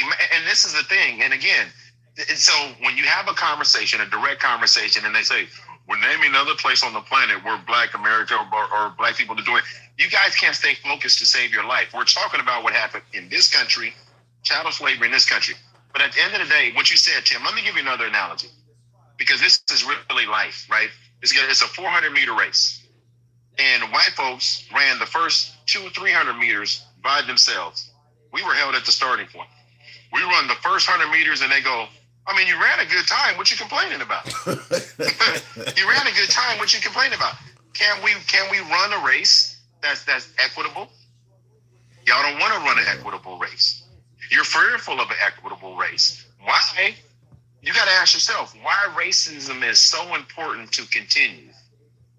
Why racism is so important to continue, you don't want to level the playing field. You got to ask yourself why. You got to ask yourself why you guys are freaking out right now behind Madami. You ask yourself these questions. This is your internal struggle, not ours. You got to ask yourself why Abdul scares you. You got to ask you why Muslim faith scares you. You got to ask yourself. How about this though? How about this? Handsome Conservative says, "I don't have a problem with you complaining about slavery." He's saying that you should. I'm not complaining. But he concludes by saying you should talk to the people that sold you into it. Yeah, and again, I said chattel slavery. You see how they avoid any culpability? I said chattel slavery. Chattel slavery is unique to this country. Chattel slavery, and again, you say, well, talk to the person that stole the car. You bought it. You accepted the stolen merchandise. Yeah. Once it was here, you had it on. Listen, and this is the problem, handsome conservative. White folks had a problem to do the right thing. You can say that all you want, and I'll give you that. You accepted it. You didn't turn it away. You didn't send it back. But will this hurt us politically? Because he also says, please keep talking about the past like this. It will help the Republican Party in the midterms. Again, fuck all of that. If you want to have a real conversation, stop deflecting. If this conversation will help Republicans and help white people win elections, what did I say about white people? What the fuck are you talking about? What you're saying is talking about the historical past will make Republicans dig deeper into their rooted racism. Is that what you're telling me? That we can't have. I'd have to give. I mean, that's a good question to you, handsome conservative. I would love to know, how does talking about the past help the conservatives? I don't think about this, Tim. Listen, I'm gonna change race to this and watch how this conversation makes no sense. Continuing to talk about cancer research or the effects of cancer will make people vote against cancer research even more. I just changed one term. How does it make sense to you, Tim? Not really at all. No. That's what I'm saying. So again, handsome conservative or anybody wants to have the conversation with me, just at a very macro level, take race out of your argument and tell me if it still makes sense. Change it to cancer research. No, look, if you put down the plight of African Americans in this country since they were brought here, but you took out race out of it and just put it down on paper. Let's say, for instance, you used just a fictional entity, talking about Lego pieces or talking about it would be predictable that this group of people is probably going to be behind everybody else. I mean, it would just be predictable. It's just when you add in that they're African American, it's kind of like the close your eyes. Now imagine she's white from Matthew McConaughey. If you gave that example to the white community, but you didn't tell them this is what happened to black people. You're just telling them a certain group of people were brought to a country. This is how they were treated and all that. And you give them the whole plight right on through the civil rights era. But you didn't say it had anything to do with color or the United States. Most whites would say that group of people is probably still behind economically and academically in that particular region. But then if you say, well, now close your eyes and imagine that these are black people. Well, no, ain't nothing wrong. It's okay. It would completely change. So you remember the movie Time? You remember the movie Time to Kill? You remember the absolutely. Movie Time to Kill? That's what I'm talking about. That's exactly what you're talking about. Yeah. Now, as we're having this conversation, Gates and Conservative is in the comments talking about. Let me read this real quick, and I love these conversations. He says, let me scroll back up, and it's important. The Arabs have enslaved you people longer than Americans and did worse. What the fuck? See, here's the thing. Wait, repeat that. Repeat it again. Let me absorb it. Repeat that again. The Arabs have enslaved you people longer than America and did worse. Now, what in the absolute fuck does that point have to do with the conversation we're having right now about racism in America? Now, it's a deflection because you don't want to have the real conversation.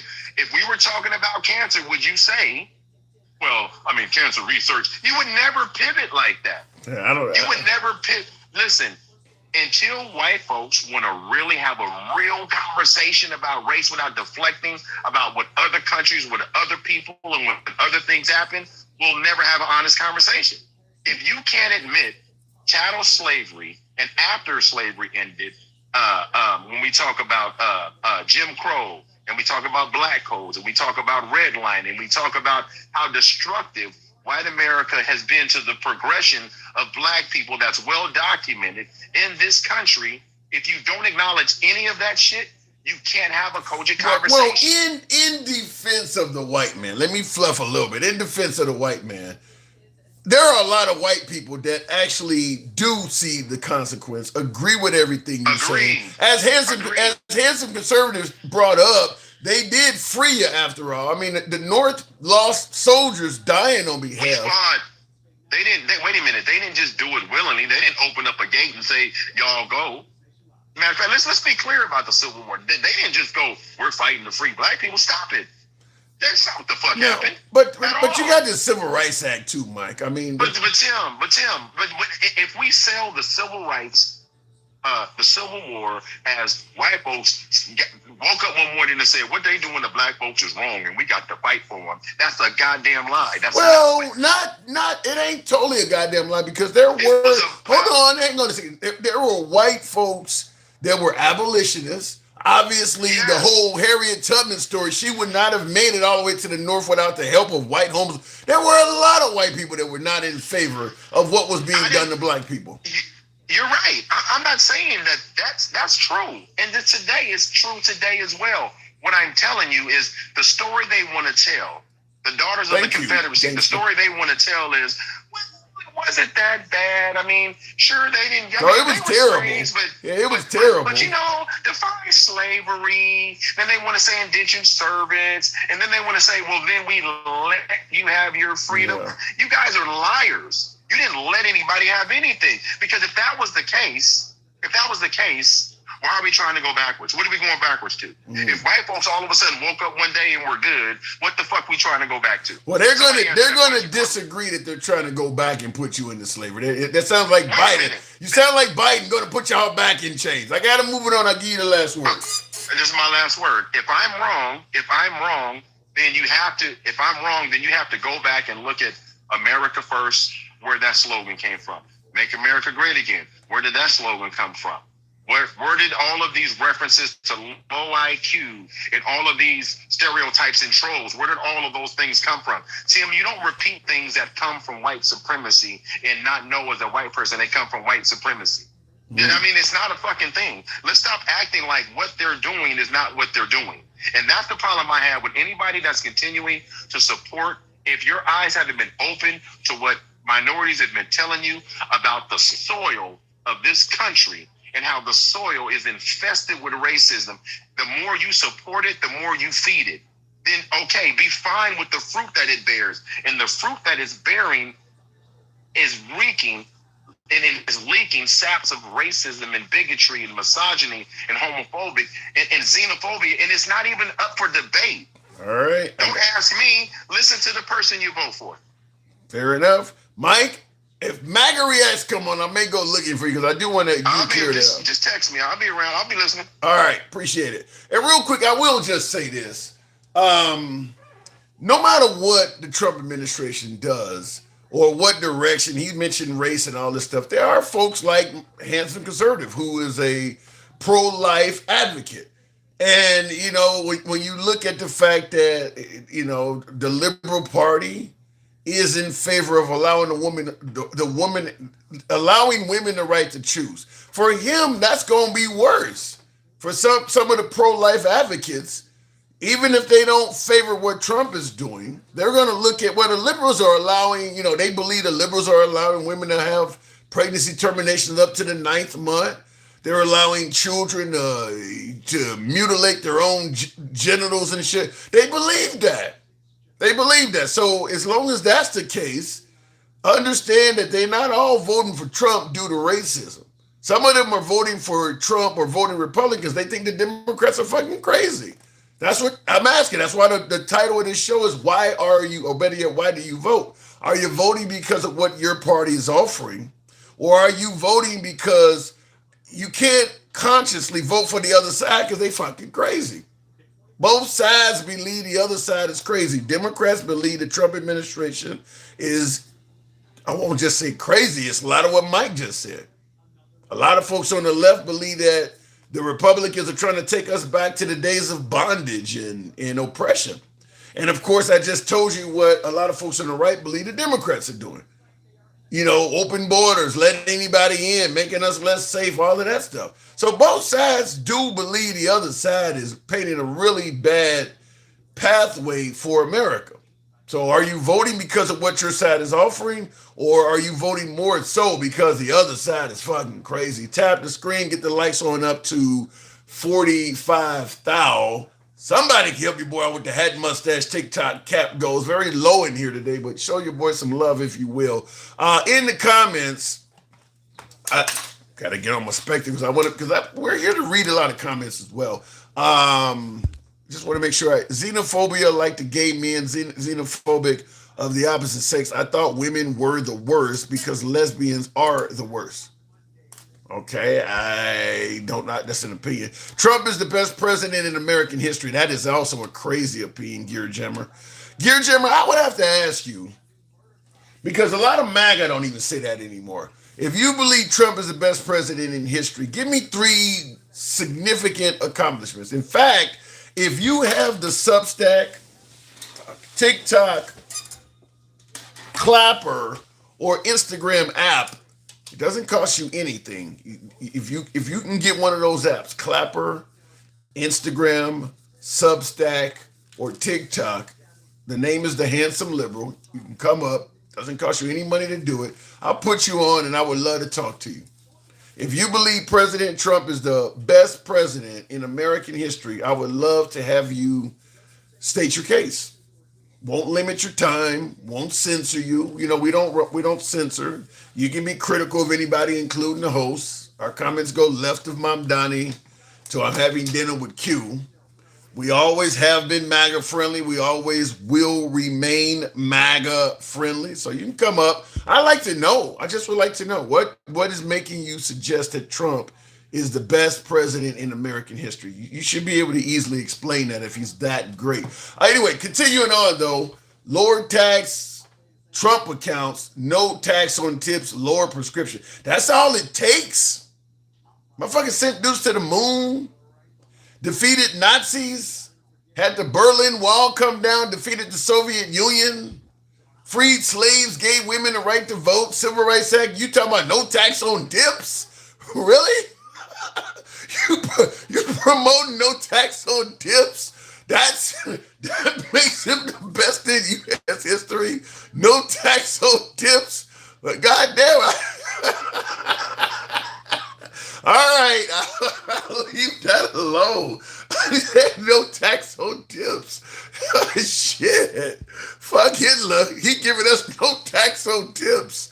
All right, let me go back to the box.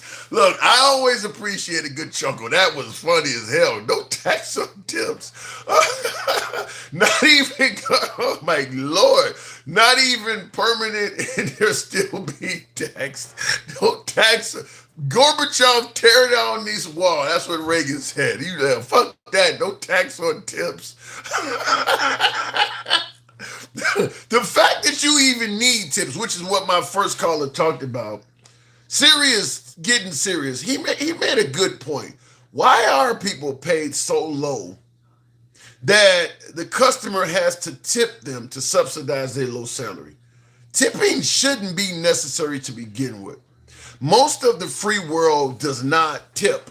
They actually pay the employee that does that job a decent wage. I mentioned when I lived in Australia, the waitresses at the time, and this was in the early 2000s, they were already making like 17, 18 bucks an hour. They still not making that in America. It's 20 years later. The average waitress in America still don't make 17, 18 bucks an hour here. So, tips should not be necessary. It shouldn't even be necessary. But that was really funny for him to bring that up. In the comments, what say you, Tim? What is your question? I will read it. One Eric, whatever that. I don't see the question you asked. So you said I don't agree with Flock Cameras data center spraying glyso. I don't know what that is. And Bill Gates cultivated meat. I don't agree with Kennedy. To me, look, I understand the issues with Fauci. I understand the issues with Bill Gates. To me, Kennedy's worse than all of that. Because Fauci's gone. So whatever Fauci damage is, it's no longer accruing. To me, what Kennedy is doing is worse than Bill Gates. and the stuff you guys are talking about Fauci. And with Fauci, thank you, whoever did that gangster grandma. What Fauci did, he did it under both administrations. So we could talk about Fauci, but to me, what Kennedy is doing is worse. Putting him over Health and Human Services and the CDC and shit with no medical background, that's worse to me. That's like putting a pilot in the cockpit that has no aeronautical training at all. Like he don't know nothing about flying planes. He got a PS2 at home or a fucking Xbox. He don't flew on Battlefield 6 or something. And all of a sudden now you don't put him as the captain of the airline. To me, that is crazy. So I think Kennedy is by far more dangerous because he's cutting programs for cancer research and shit like that. Kennedy is worse. Let me go back to the box.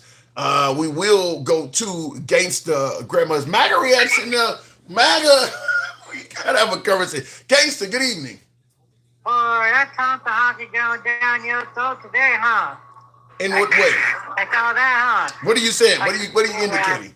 What are you talking about? You know, you stay fluffy. Good God. How am I fluffy?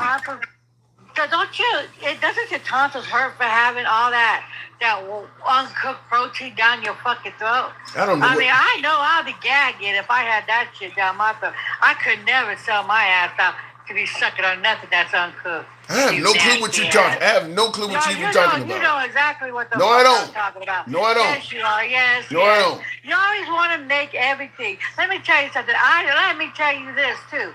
They do be smelling. They did. We had to show them how to take baths and stuff. They had peel holes. You know, us black folks don't get peel holes in our shit. You know why? Because we keep our hair done. You feel what I'm saying? Wait a minute. So you're trying to tell me that white people smell? Is that what you're trying to tell me? Hell yeah. They smell like white dog. What are you talking about? That is racist. That is being racist. Yes, it is. Let me tell you something. And it's untrue. It's untrue. No, it isn't. It is true. When the Native Americans and shit came, and they said this is what they said. They stanky booty. That's what the Native Americans said, and they had to show them how to hunt and stuff. Wait a minute. Come on now, gangster. You're telling me what the Native Americans thought of white people back in an era where people didn't even have soap and water and shit like they do. I mean, you're telling me how white people smelled in the 1700s, really? Honey, they had soap and water. The Native Americans had their soap and water. Unlike the white chief folks, they didn't even know how to wipe their ass correctly. We had to show their asses that. What are you talking about, Willers? Why they had peel holes all up in their fucking hair? Every damn time you had to teach your damn baby kids not to use somebody else's comb because the people have peel holes. It ain't our black asses that got the peel holes. It is the white tea people that got the peel holes. So you're telling me right now in 2026, white people smell? That's what I be hearing. When you go down on a woman, I cannot go down. I ain't gonna take you can go take it. You want to go get you a white tea coochie? Go ahead, Tim, and go smell it for JJ. Not me. I stick with chocolate for JJ. That is okay. What you were saying. What you were saying is the most racist shit I've ever heard. No, it's not. Yes, it is. No, it's not. Yes, it is. No, it's not. No, yes, it's not. Is. No, it's not. Tim, y'all think you're mad about it because I put your white teeth, what do we call snow roaches to shame? And you just big mad that you don't get you a sister, that you have to stick with the snow roaches because that's how desperate your ass is, and you'll fuck anything. Now, unfortunately, I'm not desperate.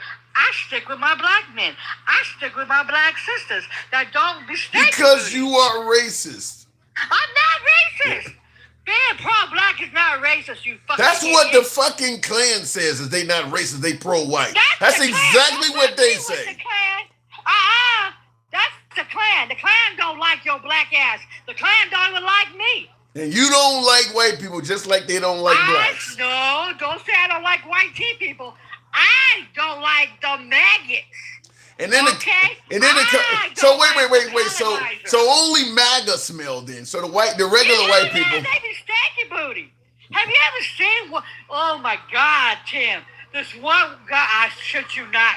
This woman walked into my establishment yesterday, Tim, on the love of God. And I told her, ma'am, you got to go. And she said, why? I said, you have an order. This woman stunk so bad that I had to kick her out. And I didn't even want to kick her out. I needed to feed her ass. Because she looked like she needed some fucking food. But she stunk. No, don't you tell me that it did not happen. That shit happened. And if she would have put her clothes on, for real, boy. Okay. Well, let me get some. Hey, you know what she had?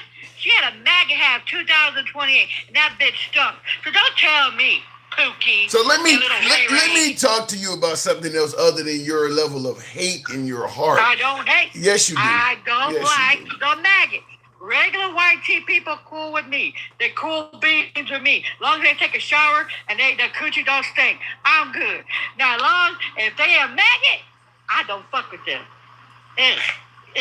Okay? Okay. So why do you vote? Do you vote because of what your side is offering, or are you voting more because you think the other side is crazy? I vote for the blue because they help the poor. They help our vets. They don't want to take away shit from our seniors. They don't want to take away shit from the poor working class. You feel what I'm saying? They don't. So you think the blue? I vote for other people. I don't vote for myself. Oh, yeah, you big mad now, white teacher, trash asses. You wish the bitch was an IE pick.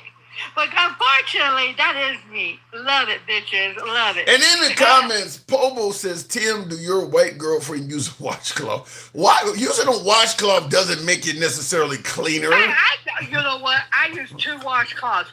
One for my face and one for my fucking body. And what gets cleaned is my coochie and everything. You know, I have 2 of them. Now, some of these white tea people don't even have one. Okay? You can, listen, if you're in the shower rubbing a regular bar of soap on your skin, you're going to get clean with that as well. You don't, a washcloth is... I use good sensitive, baby. I use the good shit. Okay? I'm just telling you. When I get out of the shower, honey, I use raw cocoa butter, okay? I use the good shit from Africa, okay? Okay. And that's why I'm stuck. What about a loofah? What about a loofah? I use that. I use an African. You know why I don't even use a washcloth? Have you seen those African scrub, the long thing that you go on your back and stuff? Hell yeah. My ass is clean, honey. And I don't smell. Okay, and my coochie smells like water. Well, I'm going to tell you, I've been around a lot of white people in my life, and they don't smell like that. You have, they don't smell. White as shit. I can't tell, sweetheart. When I seen that yesterday, and I felt so horrible, because I had to pull her aside, I told her she needs to go take a bath before she comes to my establishment. And I'll tell you, in the comments on YouTube, Eric Shelton says, I'm embarrassed to hear this lady speak. So that means Eric may be African-American. He's embarrassed at your racism. Let me tell you something. For one, you don't talk shit about me unless your face is cleared up and your family's all fucked up. Because, honey, both your bitches are struggling, okay, Eric? Especially if you voted for this shit. Your face needs got jacked up and your family's fucked up. Pick your struggle, bitch. Pick your struggle. So you want to come from me, bitch, you better get your A game, because my shit, I don't struggle. I don't know. I just want to get to the point where we can like each other without the hatred, gangster. Let me tell you, no. You got hatred in your heart. You ain't gonna do no kumbaya shit. See, kumbaya, if they would have listened to the black women and voted for a black woman, we wouldn't be in this situation. But no. How do you know? No. They did not. The white man, the maggots, oh my God, we don't need a black woman in office. She's gonna be just as bad. No, bitch. We would never been through this shit. So fuck you, Tim, about you saying, oh, we need kumbaya shit. No. We're never gonna have, not as long as we're talking to you. And why, Tim, why do I know? No, see, Tim, this is what you're a little colonizer. You love it down your fucking throw it up your fucking ass. You're like a yes master, go get the whips. Cause you a house ninja. Let's keep it a buck. See, let's keep it a buck. You a house ninja. You'll do anything for the white man's approval. See, you want to kiss everyone's ass. You want to kiss the white man's ass and say, let's do kumbaya. Well, that puts you in a fucking tree right now. We're putting our black folks' asses in a tree right now. What are you talking about? As Stick the Ruler said in the beginning of the show, most of the time, if you're going to be victimized, it's proximity, which means that the average black person has a lot more to worry about coming from another black person than the white I'm man. more worried about the white man, especially in Mississippi, bitch. And what? I don't live in And Mississippi. what? I don't Oh, visit shut up. Mississippi. Oh yeah, you don't want to go and talk about Mississippi, do you? When the rednecks are over there putting us in fucking trees and shit. Huh, Tim? You sound like somebody on the right living in Alabama talking about trans in New York. And I don't live in Mississippi. I don't live in Mississippi. I'm from the South, Pookie. I'm from the South. Pookie, I am from the South. I'm from New Orleans. Oh, there's racism everywhere. What are you talking about? They still got us in trees. What are you talking about, Tim? Don't get the shit twisted. Don't ever get the shit. That's why you. I haven't heard. Look, I'm in Chicago. I haven't heard of anybody in Chicago being put in a tree. I have not heard You know that. what, Tim? You know what I figured out about your black ass last night? I waited for your ugly ass to FaceTime me last night. Yes, Timmy Tim Tim. Yes, Timmy Tim Tim. And you know what? Your black ass stood me up. And But Missouri don't man says she being racist, says wild racist. Yeah, she got hate in her heart. She has some hate. No. Yes. I do not like the maggots. There's a difference in white tea people that's standing You with said us. they stink. As our You allies. said they smell, and that wasn't just I MAGA. stink. I kicked one out of my establishment yesterday. What the fuck? Man, the bitch stunk. So if you had an African American that came in there and smelled, you wouldn't say the whole black race smell, would you? Honey, I ain't gonna lie to you about this, and on God, I had never seen a black man or a black woman or an Asian woman or any other person come up in there stunting like that. You know what? And then she has a fucked up, I don't know what the fuck they call it. She didn't even wash her hair. It was like so nappy. I forgot what it's called. And they have like nasty ass dreads. Bitch, wait. That's ridiculous. You're from California. All them fucking homeless people of color, and ain't none of them smelling, huh? There's only white people. Actually, you know what though? Let me tell you something. Even white tea ones. Let me tell you. I'll be honest about this one. On God, I go out to what is it? I go to Skid Row, right? Even the white tea ones on Skid Row don't be stinking. I think the white men don't be stinking. I'm being honest. They take pride. The homeless takes pride in them. So I'm not gonna put down the white tea people that are homeless. I don't give a fuck who they voted for. They didn't stink. This bitch stunk, and she was a Okay, maggot. well, blame it on the one person, not the whole fucking No, white I race. blame it on all the maggots. They be stinky booty. Yeah, you I being. don't like the maggots. They put us in this situation. Why do you want me to kiss their ass so bad? Are Why you do want me to poop are their you eye sure with the their person that are you sure the person that walked in your shop smelling was MAGA? Yeah, you know why, Tim? Because on her skirt thing, she had 2028 hat on it. Nasty. I told her to get the fuck out. I'm God. And she said, why? I said, because you stink. For real. You Well, stink. and I'll just say, Billy Wap in the comments says, Tim, I'm surprised you haven't heard about them getting wet and smelling like dogs. I have heard it, but I've been around wet white people, and they don't stink. So that's what I'm telling you. They don't. Let me tell you They something. don't stink. Tim, you be stinking like the fucking uncooked protein. They You don't be lapping it smell. up like a whole dog. You be lapping it up. Yes, you do. You You're guys the are best, racist. Tim. You guys are Let's racist. keep it up. That's not being very. Tim, I will always disrespect the maggots.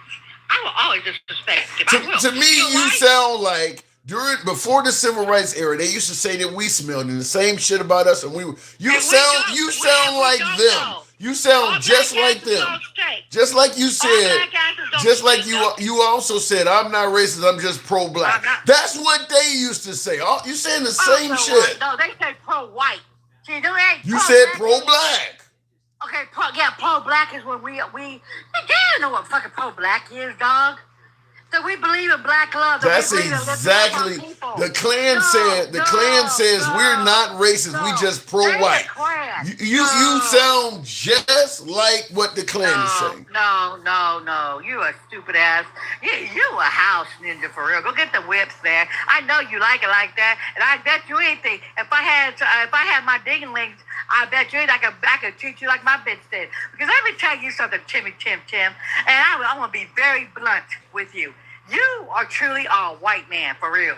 For real. I What? take your black card. Yes, you are. Because when they say white power and shit, they're not talking about black like how we talk. No. They're the Klansmen. They're the ones that put us in the tree. We have never did that to a white man. What are you talking about? What about black love? What about uplifting our black folks? What about going into our Ain't nothing you stuff? saying. What are you talking about? There's nothing you saying that makes you sound like you're about love. You sound like you're about hate. I love my black folks. What are you talking Right, about? and you don't like the white folks. That's what a racist would I do. don't like maggots. I'm not saying I don't like all white people, you numb nut. I said I don't like the maggots, you numb nut. I say that. The white tea people that is fighting for us, that's in the streets for us, they're using the white tea privilege for us. I like them. The ones I that have stink. white friends, You like the numb ones nut. you like the ones that you're saying stink, right? No, I don't like their asses. That's the maggots. So only MAGA. So somebody's political. So somebody's political affiliation is. So somebody's. They don't know what washing So what their you're asses saying is somebody's political affiliation is controlling how they smell. Yep, they sure do. Yep, yes, Tim. You know why, Tim? You know why? Because you're a racist. No, because let me tell you, Tim, when I tell you, I turned green yesterday, and I was trying to tell you that last night. But your sorry ass had to stand me up. I was going to tell you that. I was coming home. I about threw up. So, yes, I tell you. And you know why they do that, Tim? Missouri man put in your request. I'll bring you up. Somebody said Missouri man said he wish he could call in with you. Real quick, I got a poll on YouTube going on. The question being, now I'm talking. The woman I'm talking to, so just in case some of you don't know, goes by the name Gangster Grandma. The poll is Gangster Grandma a racist? That's what we're polling on YouTube. I want to see. I just put that as a poll question. I think you are. I think you are. Bitch, your mama should be racist. Your mama should have followed you. You feel what I'm saying? She's deceased. You're the waste of a fucking nut. She's deceased. I'm not. You know what, Tim? The difference between me and you is... I'm not a racist. I tell the fucking truth about the white tea people, the ones that voted for the shit. I tell the truth. They voted for racism. I did it, you stupid fuck. I voted for a black woman, you dumb fuck. You are if racist. I was a racist, I would have voted for him, you numb nut. I gotta go. I'll leave it at that. But you are a racist. We'll continue this. We'll continue discussing the poll. Let me tell you this, Tim. Real quick. Let me tell you this, Tim. See, unlike you, I'm not gonna cape for the white tea man that voted for the shit. I'm not talking about the white. I'm not talking about the normal white tea people that didn't vote for the shit that is standing there. I'm not talking about them. They're our allies, and they know because I have allies in my inbox laughing and telling them how they like how I give them attitude. But let me break this shit down. You kiss they fucking ass. You're the one that's Tonto hockey down your fucking throat and drinking that fucking cum all down. See, when I gargle and when I swallow, I have black men come. You feel me? I'm proud of that.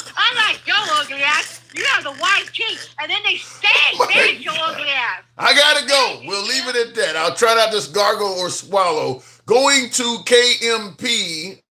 Where'd you put you didn't put your thing in. I got a guest that wants to follow up Gangster Grandma, a new guest. I just wanted to hear what he had to say. Apparently he didn't, either he did not, he must have left the program. Anyway, we'll continue. Wow, I don't know what to say. Let me go back to the box. Tap the screen, help your boy out with the hat, mustache, TikTok cap goes. Just no love today, I get it. Real quick, in regards to what we actually are talking about, because race was not going to be the topic of discussion. Hey, look, that comes up so often on the show. I was not going to discuss that. What I wanted to talk about is the midterms. The midterms only being 70 plus days away. And I want you guys to hear this is former MAGA giving an opinion. I want to get your opinion. I want to get you folks' input on this. Let me explain to you guys how this is actually going to work. 26 midterms and the 28 presidential race is not going to be anything like 2024, where there was so much support for MAGA. The coalition came in and got behind Trump. And here's why. When the president started telling his own supporters that he didn't want their support, remember that Truth Social post where he said, my past supporters, and he was calling the Epstein files a hoax? Yeah, these were women that were talking about and telling their stories about being raped by these elite rich men when they were 14 and 16 years old. And then the president fought me and Thomas Massie and all of us who were trying to release the Epstein files, and he called it a Democrat hoax. Yeah, that's going to be a problem in the midterms. You know what another problem in the midterms is going to be that is totally broken the entire coalition? It's calling affordability a hoax. Yeah, remember when the president called affordability a Democrat hoax?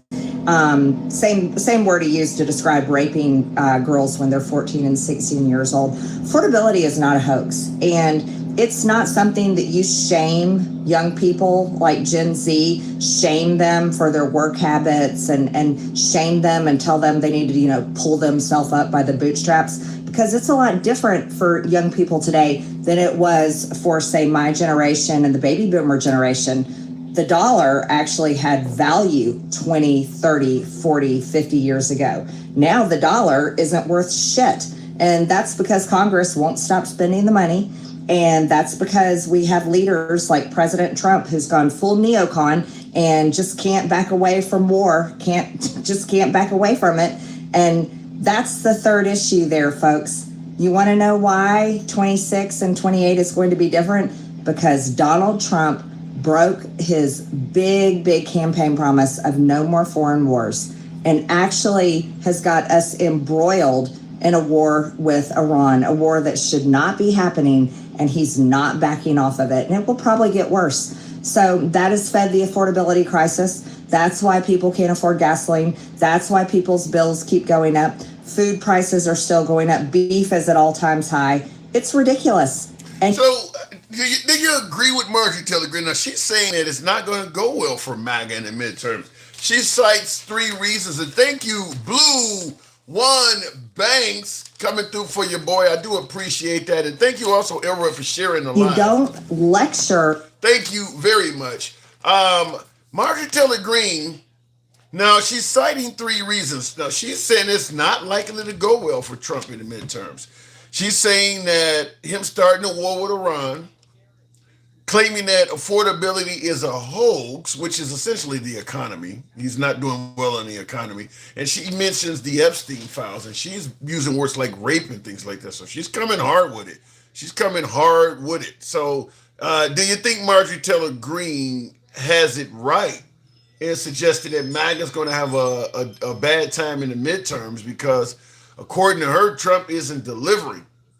Or, as I mentioned earlier, is it possible that folks believe the Democrats are just so fucking batshit crazy, they're going to vote for Trump anyway? Furback, thank you very much. Thank you. So, I mean, do you think she's on to something? Also, before we take the next guest, Trump is in the news again, and I mentioned this during the monologue, but there's a lot of new people here. And by the way, if you're watching us on YouTube, I need you to smash that like button. TikTok, get us up to 60,000. Trump's in the news again today, and I don't look. This is the Iran war stuff, and once again, I'm not sure if this is going to work either. Well, Sandra, the U.S. is quietly breaking Iran's grip on the Strait of Hormuz. American forces reportedly protecting tankers moving. And real quick, before we continue on with this clip, notice how the Fox News piece starts out by saying, while the U.S. is quietly breaking Iran's grip on the Strait of Hormuz. Anybody believe that? Is there anybody that believes that America is taking the Strait of Hormuz back from Iran? Because I do believe what Fox just tried to throw in there was spin. So I'll play the clip. I want you to hear what the threat Trump is making now. Well, Sandra, the U.S. is quietly breaking Iran's grip on the Strait of Hormuz. American forces reportedly protecting tankers moving some 10 million barrels of oil every day through the waterway as President Trump opens up another front threatening economic D-Day for countries that helped Iran stay afloat. Let's bring in the former Defense Secretary, Mark Esper. Mr. Secretary, good to have you with us on the program. So here's what the president put out announcing all of this as he ramps up the economic stranglehold on Iran. He said, quote, I'm announcing the most crushing economic operation ever taken against any country. This will be economic warfare and isolation on an unprecedented scale. I am also announcing that any country that allows its financial institutions, businesses, airports, or government entities to provide any type of lifeline to Iran will itself face tremendous economic consequences. Is this the path to success with Iran? Well, first of all, John, good to And I don't want to play. Just think about that. Now, Trump is threatening to. Now, remember, a whole civilization is going to die tomorrow, and it's going to be the biggest attack since World War II. He's no longer threatening physical military violence against Iran. Now he is saying, I am announcing the most crushing economic operation ever taken against any country. This will be economic warfare in isolation on an unprecedented scale. So now he's threatening sanctions as opposed to bombing. Do you think it's going to work? Do you think this time, do you think Iran's going to bow down to economic sanctions? And he continues by saying, I'm also announcing that any country that allows its financial institutions, businesses, airports, or government entities to provide any type of lifeline to Iran will itself face tremendous economic consequences. So he's going to impose huge sanctions on Iran. And he's also threatening that any other country that allows its financial institutions, businesses, airports, or government entities to provide any type of lifeline to Iran will itself face tremendous economic consequences, which means we're going to put sanctions on Iran, and if anybody continues doing business with them, they're going to face our wrath too. Well, there's been a response to what he's already threatened. All this happened in the last 24 hours. We have a big breaking news coming in from the Middle East. China has now joined the rhetoric against the United States of America. China is pushing back against Donald Trump's escalating economic pressure campaign against Iran. Beijing has openly rejected the idea that more sanctions and economic pressure can force Tehran into submission, sending a fresh warning as tensions between Washington and Tehran continue to rise as U.S. President Donald Trump has announced a crushing economic operation against Tehran. China's foreign ministry says sanctions are not the answer. Speaking in Beijing, Chinese foreign ministry spokesman Lin Jian said that imposing sanctions and pressure do not help to solve the issue when it comes to Iran. Instead, so what China's basically said is your threat that anybody that helps Iran or does business with them, we're not going to adhere to that. So he's threatening any country that offers Iran a lifeline, they're going to face economic sanctions from us as well. And China's like, well, okay, if that's what you want to do, go ahead and do it. Notice on the graphic here, it points out that China buys 80% of Iranian oil. So that would qualify as a lifeline to Iran. I mean, I believe that's their biggest export is their oil. If China's buying 80% of that, most of their economy is coming from China. But that's a lot of oil, and the Chinese need that. So the Chinese are like, we're not about to cut off our oil, our plug for some shit you got going on with Iran. So China's already made it clear they're not in on this. So what's the next? We're going to impose huge sanctions on China next. And considering everything we have in this country seems to be made by China, there's no way if he does to China what he's talking about doing to Iran that we're not going to pay out of the ass for it. If he imposes huge sanctions on China and they reciprocate, all of our shit comes from there. The supply line, all of that shit's going to be fucked up. Because we don't have the manufacturing to replace that right away. So it would be a mess. And I see in the comments somebody says, World War III Trump is that stupid. I hope it doesn't get that deep, but this is the way you take it in that direction. Look, the Iran war is turning out to be a mess. That's all I'll say. It is turning out to be an utter mess. Real quick before I go to the next caller, I did ask the question, is gangsta grandma racist? I got over 100 people responded. I've never seen this before. 104 people so far. Exactly 50-50. So that means 52 people said yes. I've never seen a poll exactly split at 50-50. 50% say yes, 50% say no. MAGA reacts, what say you? I say 52 people are lying. Which group of the 52 though? The one that don't think she's racist. So you believe Gangsta Grandma is a racist? She's the biggest racist I know. Damn. That said a lot. Now, yesterday you came on. No, I take that back. I think Michael's a bigger racist. Oh my God. Yesterday you came on. We talked about the ongoing saga, and you said that Mike was wrong about some things. I could not remember what you said to recall it.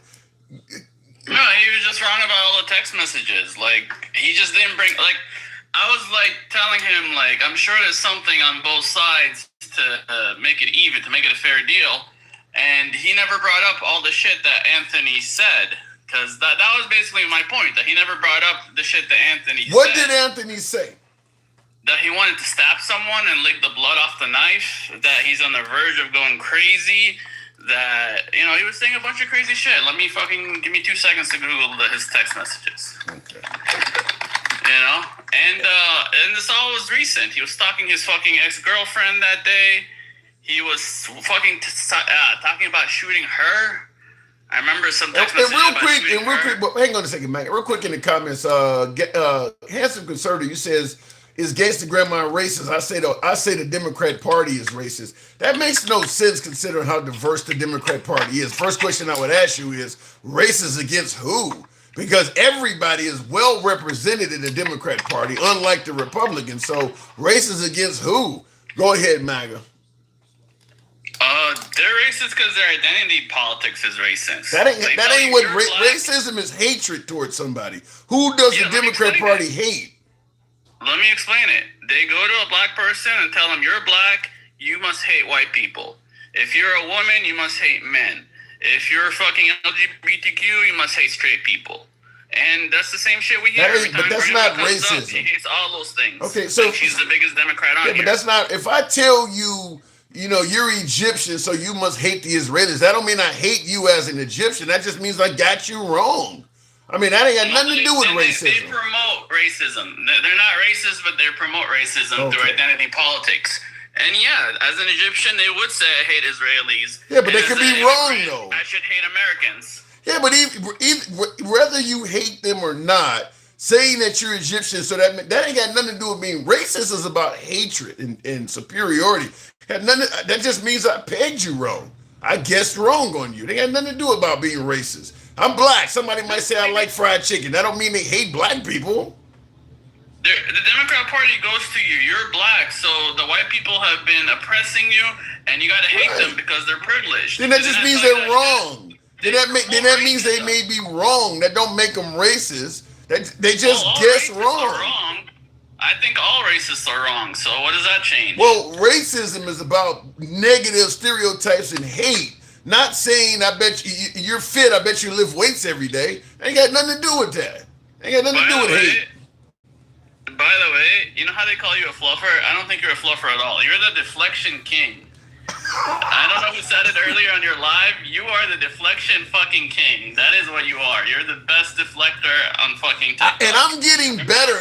And I'm getting you're deflecting that shit. Right, and I'm getting better at deflecting because I talk to MAGA I talk to MAGA all the time. I'm getting better at it because I'm talking to MAGA, and MAGA wants to criticize the left for doing all kinds of shit that they ignore when Trump does it. But when you bring up Trump, all of a sudden it's deflecting. Like, if you're like Thomas Massey, what he said about Trump's associate or whatever, and they want to criticize him for saying, like, this dude don't said all kinds of shit about women, Trump has, but if you bring that up, you're deflecting. So yeah, I'm getting better at deflecting because you guys are hypocrites. No, you're always good at deflecting. Yeah, because you guys have always been hypocrites. Now I know what to call it. It's fucking deflecting. Because you guys have always been hypocrites. Yes, I have been.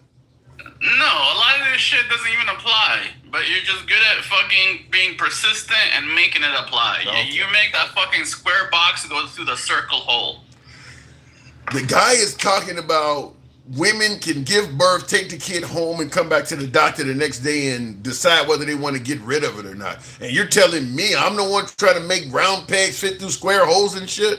You voted for that. I mean, Isn't there a bunch of states that make None. that make abortion? None. That ain't happening. That ain't happening. There is no woman that has ever gave birth, came back to the hospital, decided with the doctor or not whether they want. That has never fucking happened. Maybe when a only time that may have happened in America is when a white guy raped a slave and was deciding if he wanted a Mongoloid or not. That's about the only time some shit like that may have happened. That doesn't happen at all.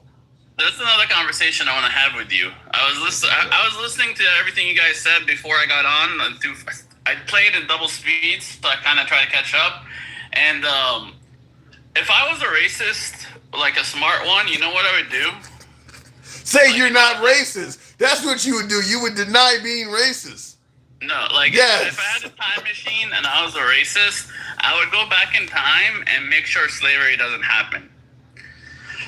And now that would be it. I would just go back and be like, "Hey, we're not bringing any slaves to America." If you as a white guy that was racist went back in time and made sure slavery didn't happen, you would greatly reduce the economic value of the white population. A lot of money in the white community still to this day has a lot to do with the fact that they got free labor. They got free jobs and all of that shit. Nothing is free. And I would have just brought in fucking criminals and paid them money, paid them like minimum wage. Minimum wage. I'm just simply saying, like having a leg up on one community for as long, not only just the black people, brown people, women, all that, for white males having a leg up on everybody else. If you went back in time and made sure that didn't happen, you would greatly reduce the value of the white population because they enjoy a lot of wealth from that. We would own the whole country to ourselves. I mean, not we, because I'm not white, but like they would own the whole country to themselves. What? They would if they went back in time, a racist went back in time and canceled slavery, never brought any slaves to America. This whole country would just be white. Yeah, and it would be undeveloped. And it would be you take away all the labor that African Americans and people of color have done. You got to take all that away with it. It would be the developments, all the inventions they were part of. A lot of that shit would be in Africa. All of that extra manpower you're now adding to the African continent, Africa would be way ahead. Lots of shit that was invented here would have been invented by them there, and they would have had the wealth from it. All that. Yeah, you don't want to count any of that. Would still be slaves in Africa. You don't want to count any of that. Like what is the movie Hidden Figures with Taraji P. Henson that created? They did the math for the space program. Well, now they doing that shit in Africa. So now Africa is sending rockets to the moon and shit like that. So you would destroy the white population doing that. You would destroy the white population doing that. If I was racist and I wanted to make America white, I would just get rid of slavery. Yeah. And like I said, the white people would kill you for trying to do that. How? Because they don't even know what they fucking, they don't give me what you got on Carmelo. You're going nowhere with this. Give me what you got on Carmelo. Hold on, let me get him. I already gave it to you. He did all that shit. He was fucking constantly violent. He punched some girl in her stomach or in her face. I think Metcalf punched a girl in his stomach. Anthony punched a girl in her face. Would you agree that they left out of the trial? Would you agree that Austin Metcalf appears to have been a racist though? I mean, when he was a little fucking 12-year-old, yeah. He just stopped? And he was very aggressive, but he wasn't. So what did he do? Just become on his 13th birthday? He started loving black people? No, like you outgrew that shit. You outgrew all that little kid shit. You outgrow it? How does that happen? I ain't never heard that before. MAGA, what was that line? You're the same as you were when you were 12 years old? You were the same at 18 or 17 as you were when you were 12? I ain't never had somebody that was taught hatred by their parents and they became 13 and it just went away. Unless there was some circumstance where you actually was around them or something. From 12 to 17, that's 5 years. And that's a lot. It depends on where they went to school. And it turns a lot of shit. Can y'all hear me? Loud and clear. Yeah. What was that line about? That you kept all that fucking shit, all those bad text messages from the fucking story. You didn't tell us about all of Anthony's text messages about wanting to stab someone, that he's on the verge of going crazy, that he wanted to shoot up his girlfriend, that he wanted to shoot up the school. I mean, all this shit that's come out in the last fucking day or so. Okay, you acted like it was all fucking green on his side, and it was just Metcalf that was No, that's not what I said. See, if you want to challenge me, you're prepared to challenge me. What I said was they I hadn't don't been want to challenge you confirmed. at all. Tim said you Let wish you him would let tell him us, speak you know, though. Let him what's speak. going on. MAGA, let him They speak hadn't though. been, at the time, they hadn't been confirmed. Number one, do you know the context behind them? Yes or no? Yeah, he's talking to his fucking ex-girlfriend, trying to scare her into staying with him. No. Do you know the context behind those text messages? Clearly, you don't. Let me give you the Why don't you context. tell me? I will, like I always do. Did you know? See, I didn't know because I'm too old. I don't know that these online games that you guys play, when your headsets are on and you're talking to each other. So when he was talking about pew-pewing at her in the chest, and they were playing an online game. That's Wow. where they say those references came from. And stabbing her and licking the blood. They're just talking about Again, stabbing her while she's check on this her out. period. I know. Again, if you let me finish, the whole licking, I didn't know that was from an anime game where they be talking about. See, I don't play these games, so I don't know that these are references from like this. I forgot the name of the game. Something anime game where they talk about the blood and licking the knives and all of this stuff. These are from these online games they play. Tim, I didn't know that. I didn't either. Oh, bullshit. This All all, that. wait a minute. These came. How do you know it's this came out- bullshit? This came out from the text. Show me the part of the text that said some game was a reference to a game. Wait a minute. You're challenging. See, this is the problem. You're challenging me on what I said. I'm telling you, at the time, the last time I talked to you, they hadn't corroborated anything. Now that they're looking at the text in detail and adding the context, Charlie Kirk. where those references Yes, came Tim. Thank you. Charlie Tim. Kirk. Context. You took it out of context. Again, the same thing again. I would give you context for Charlie Kirk, but the fact of the matter is, every time we talk about it, you have none. I'm giving I you have context. You just don't listen to it. No, And you're just not the same smart. way I'm not listening to your bullshit context. There is no context for Charlie Kirk. He meant what he said. It's pretty He clear. meant what he said. Yeah, he meant what he And said. so all I'm saying to you, and again, with all of that being said, I'm just telling you what came out of the courtroom the other day. You want to talk about what I said the other day when, in fact, I told you they hadn't, all of those were allegations from the prosecution. They hadn't submitted anything to corroborate shit, MAGA Reacts. Well, now we have a Xerox copy of his text messages. I don't know how And to Xerox text if you have if you have the text messages, can you get into the detail that I just gave you? I'm still. Give me a second. I know. You can take all the time bullshit. you need. I don't know. No I video know you games can like call it that. bullshit all you want, but it's funny. That same girl was at the trial sitting next to his dad for the last 3 days. We already addressed that. Matter of fact, Girls she do said, that kind of shit. hold on. She said she was going to testify to the total context of those text messages, but she never got the chance to testify. Did you know that part? I guess not. I still That's call what she bullshit said. and all that shit. That's what okay, she said. where is this? Where are you getting all this from? Dude, if you Where are these where are you videos? looking? I'm Where are looking you on the looking? news. I'm looking fucking all over YouTube. I'm looking for Well, you're black on YouTube. You mean- commentators. There's your problem. reviewing it. MAGA I don't Reacts. listen to white commentators on this shit. MAGA Reacts. Billy Webb in the comments is accusing you of deflecting. Dun dun dun dun. What am I deflecting to? I'm asking him, show me. I'm just telling you. He said you're deflecting. That sound familiar to you? No, what you do is deflecting. Right now, I'm like, Yeah, show you're me, doing Michael, it. show me. Now, and again, Show me the let me ask you this, fucking Maggie. context. Hold on, Maggie. Show me the context. Again, I'll get to that in a second. Let me ask you this. You brought up all of that about Carmelo. You tell me what you know about the Austin's history and background, too.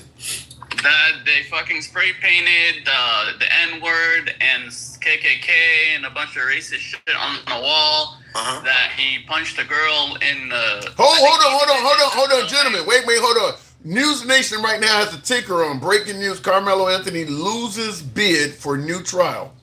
Yeah, so he went right to an appeal. And that was already on the... Why they got this coming up now? So he's appealing it, but he lost it in the lower court. No, he lost the bid to get a new trial. They were going directly for that, but he also, his appeal is appealing the verdict. So he was trying to get a retrial. If the judge would have granted him the retrial, he'd have been released. But he's going direct. If he didn't get that, they were going to appeal the original. This wasn't his first appeal on his original charge. This was just going to This the was a judge Hail Mary. trying to get a retrial, and the judge denied it for whatever reason. So I mean, what is the chance that he gonna succeed in the appeal? well, we'll see. If he don't, so if he don't get the retrial, he basically this is all for naught. Well, if he can win on appeal. Right. I mean, I forgot the picture of him holding the gun. What about it? Just saying, he had a Wait a gun. minute. He's talking What about about the shooting up picture of the school. Metcalfs holding guns? What are you talking about? I haven't seen any pictures of Metcalf. Never seen a picture of the twins holding automatic rifles with their dad? It's with their dad. oh my God. That makes a huge difference. That don't make no difference. Wait a minute. Don't How does fucking that act like it doesn't. How does that make a difference when the dad has been proven to be absolutely racist about this shit? What are you talking about? I gotta see the picture. Show me the picture. Well, no, you go find it. It's so fine how you don't find this stuff. So finish talking about the Metcalfs' storied history. Give me some detail. I want to see how much research you've done since you're checking me I about. don't do fucking research on this. I just listen to the news and listen to what everyone's saying.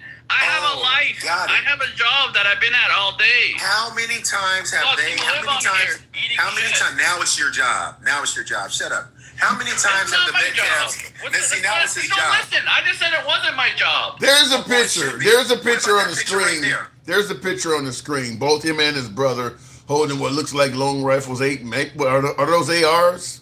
Yep. Any more questions about that matter? There's no rifles, but Looking like I little wish Cal I could Rittenhouses. they're probably just playing a video game. It's probably some video game you don't know about. Got it. And so listen. So let me ask you this: How many times have those two? How many times have those two been arrested? I think once, maybe No. twice. Between the two of them, 24 times, 12 each. Wow. Ooh, what were they? For what? Oh, you don't I know? would like to know the list. Oh, you don't know?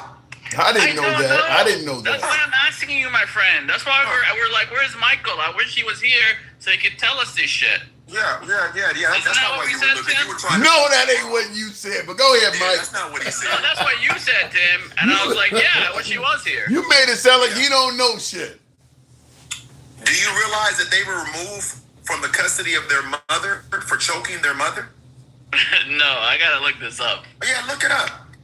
Look it up.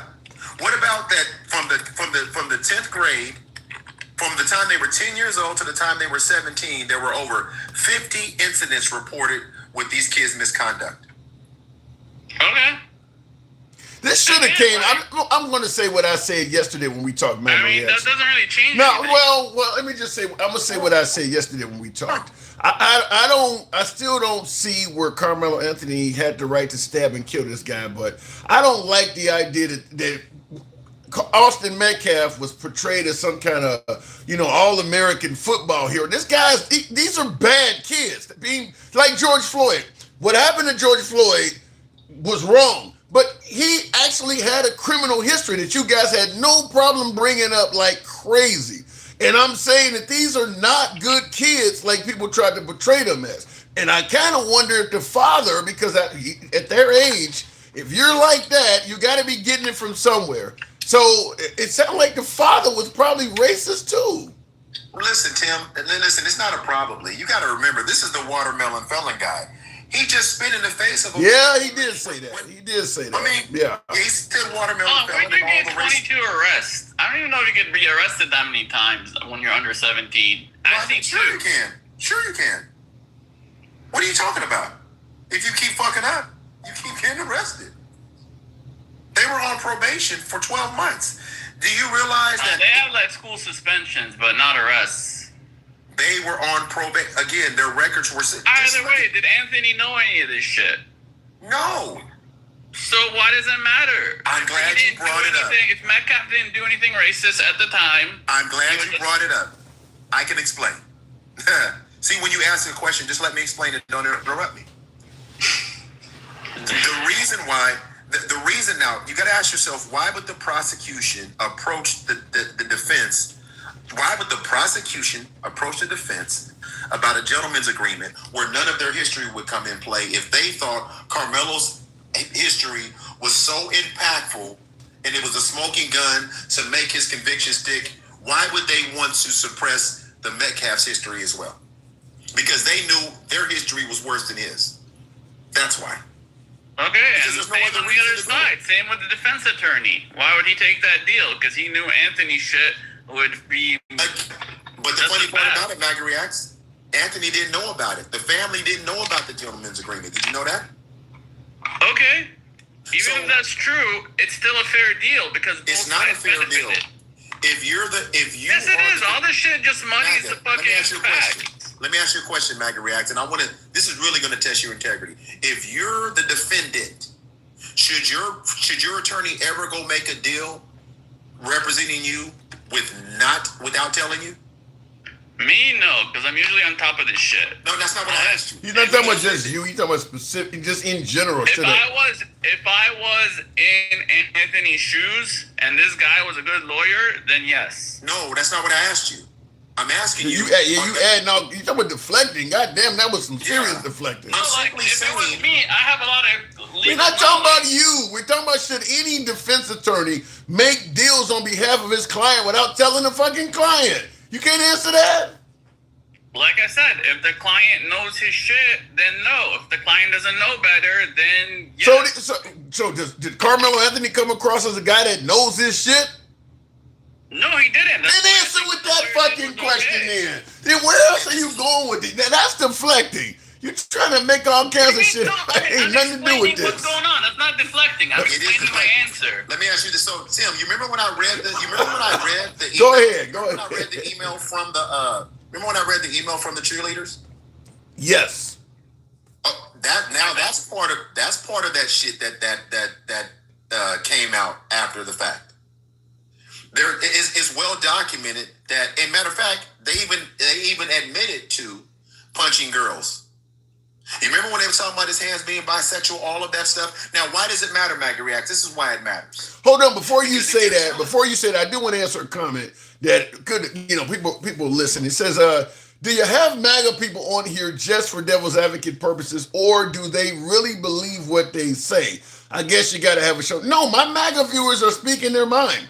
Everybody you're hearing on here. Occasionally I play devil's advocate. Okay, most of my that's if you're talking about your ass, but most of my viewers in the comments, they're speaking their mind. We don't censor you. State your case. Other than throwing around the N-word, occasionally I have to block people. But other than that, we don't block people for anything. You can state your case. But as far as callers, I think I'm the only one left. Because it's getting harder to defend Trump. I get a lot of my MAGA viewers, like Jeremy, It's harder to explain things to you guys. In fact Trump is not delivering on a lot of his campaign You see what Marjorie Taylor Greene just said? She ain't defending him no more. She didn't sound stupid. He's not delivering. He's working on it, which is more than I can say for anybody else. They didn't vote for some dude to work on it. True MAGA does not believe, true MAGA does not believe in participation trophies. You promised to do shit quick.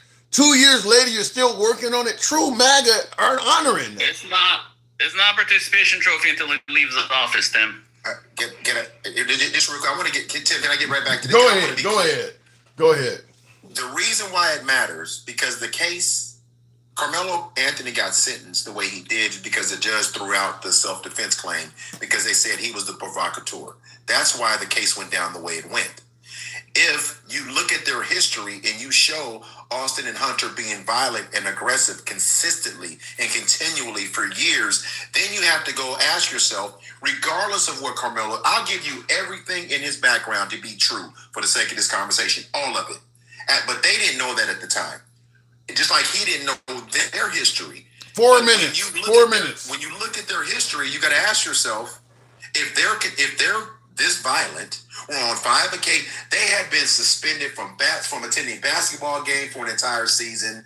They had at least 5 occasions where Austin saw counseling regarding his anger and rage and all of this stuff, right? And then if you look at all of that and say, on that day where this incident happened, based on their history of being aggressive, who was more likely to be the provocateur?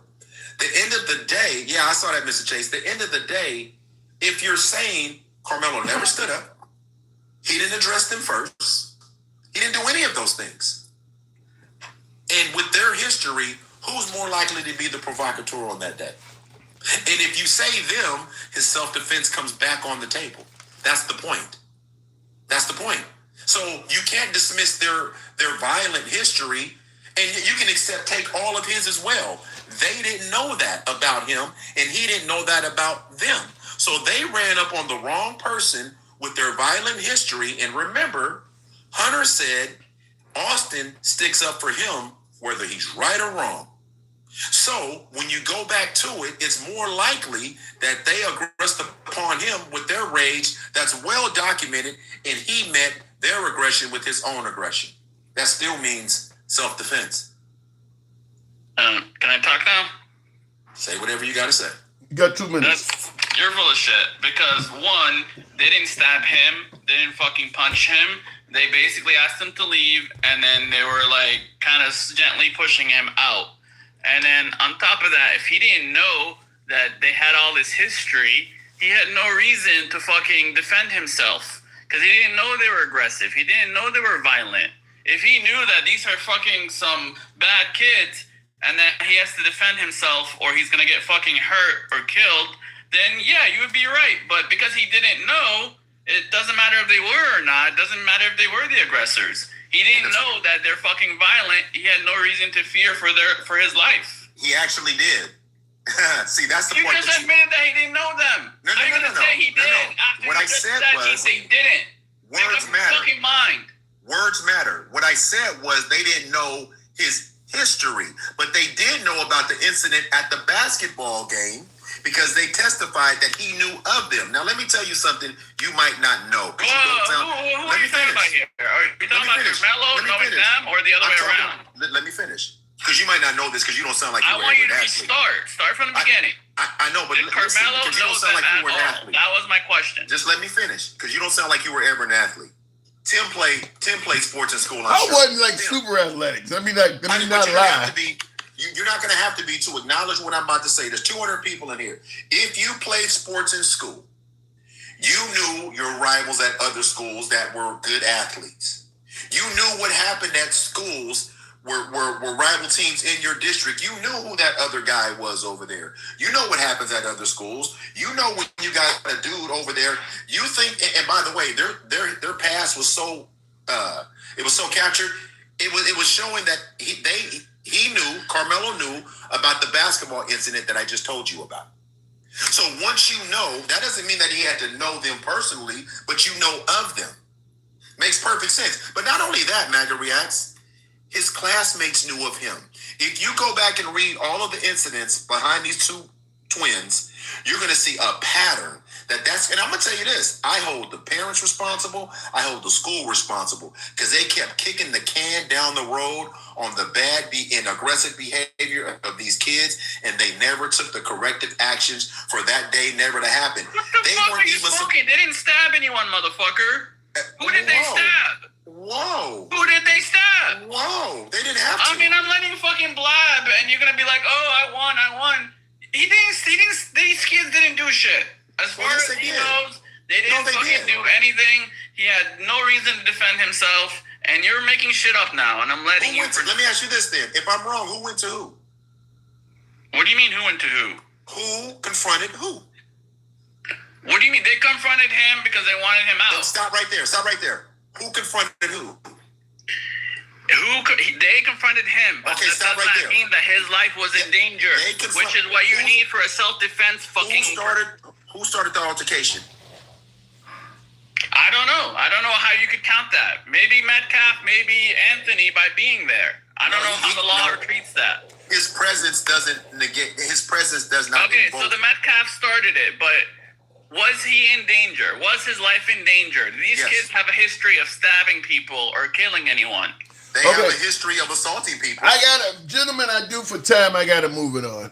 He doesn't know that. Again, go do your research and then come back. What research? All right, Mike, thank you. MAGA, make your point. I'm going to drop you. Make your point. Oh, we have something else. No, I got to move it on for time at this point. I got to move it on for time. You know what? We'll do the bet on Monday. All right, fair enough.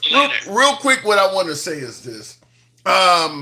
I haven't seen enough, just giving my opinion on this, I have not seen enough to suggest that Austin Metcalf deserved to be killed. I still do not believe that Carmelo Anthony was, from what I've seen, and I'm going to admit I haven't been anywhere near as diligent with the case as Mike has.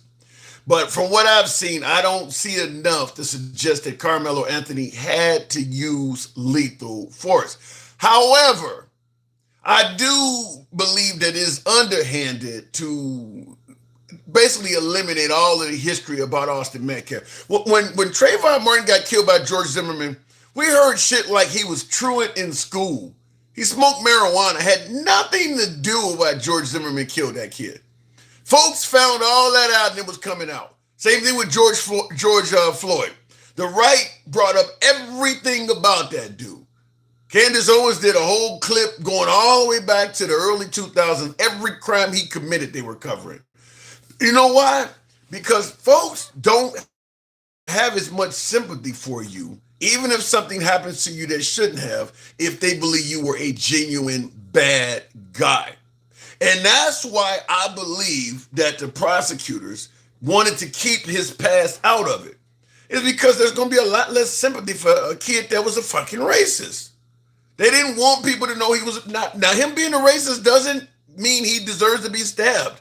I'm making that point. I'm not saying he deserved to die. What I'm saying is in America, particularly, I'm assuming in other places in the world as well, but in our country, if people perceive that you are a bad person, they do not care when shit happens to you. Think about how we feel about child molesters when they get locked up and something bad happens to them in prison. They didn't deserve that. That ain't got nothing to do with why they were convicted, but people are happy about it.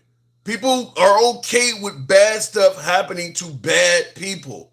What they did was hid from the public that these were bad kids. They only made it so Carmelo Anthony looked bad. They hid their past for a reason, because it likely would have tainted some of the minds of the jury members. Maybe not to the point where they would have let Carmelo Anthony walk, but it could have been one where it led to him getting less than 35 years in prison.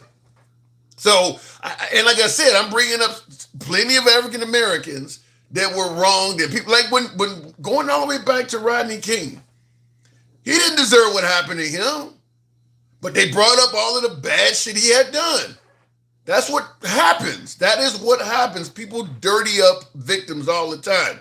The prosecutors know how that works because they engage in that behavior themselves.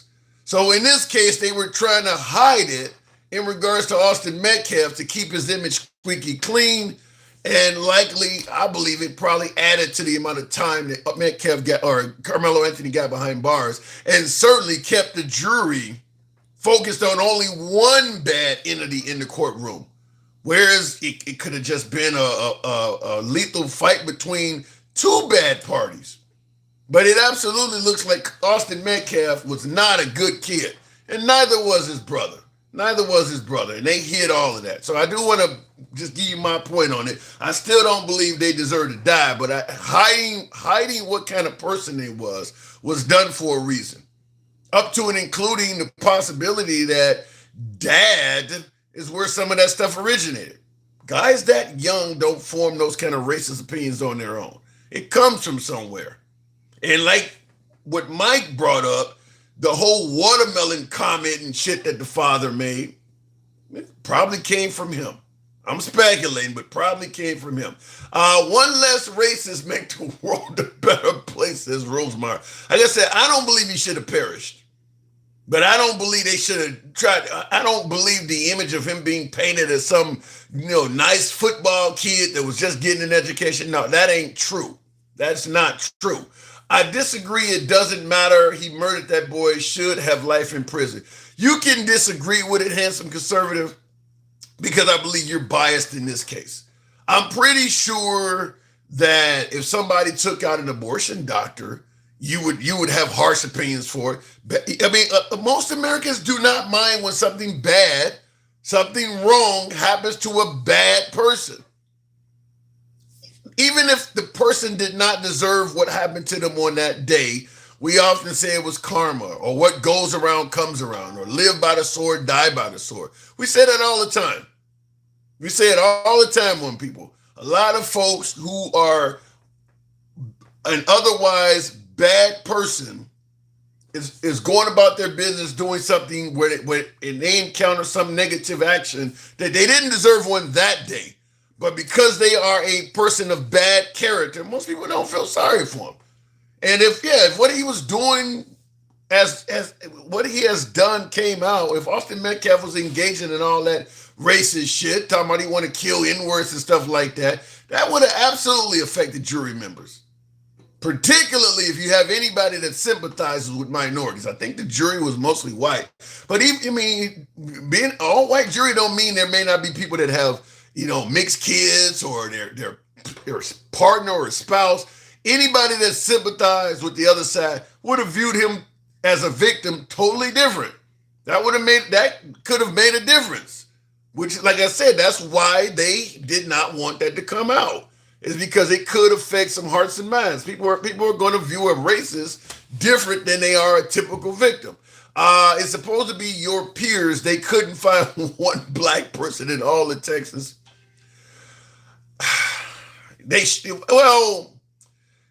A jury of your peers does not guarantee racial peers, because there are black people that live in all white neighborhoods, and there are white people that live in all black neighborhoods. They're not going to go and bus or truck in somebody of your race. A jury of your peers just mean people from that same area. I mean, like O.J. Simpson, he moved out to, Simi Valley. Okay, then the jury of your peers is going to be a bunch of white people. Now, he fortunately had enough money to get his shit moved around. But I mean, that's what you live over here. This is what's over here. You go move in Chinatown, your jury going to be all Asian people. Nobody told you to move here. Anyway, looking in the comments, Frisco, Texas has little white population. Both sides get to, exclude jury members and things like that. I don't know about the jury. I'll leave that as it is. But continuing on, fuck this shit whole country. Damn, who said that in the comments? Tap the screen, help your boy out with the hat mustache. TikTok cap goes. I didn't miss any super chats, did I? Yes. The victim gets in trouble for fighting back. That happens, JC, but in this case, everybody doesn't view Carmelo Anthony as a victim.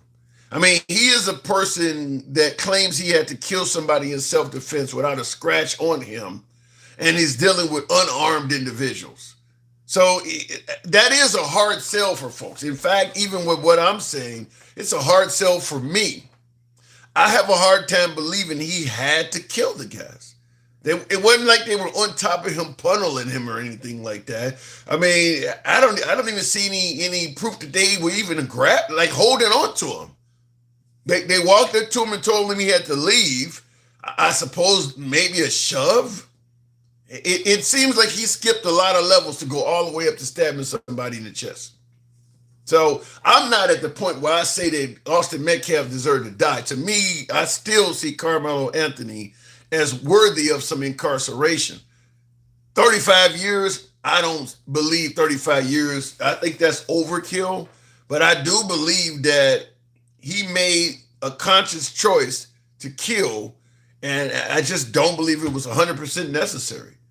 I mean, at best, you might be to argue the stand your ground defense, and because the stand your ground defense allows you to kill people in optional situations when you don't have a duty to retreat. No, you can actually exercise your option to stay here on site and kill that person.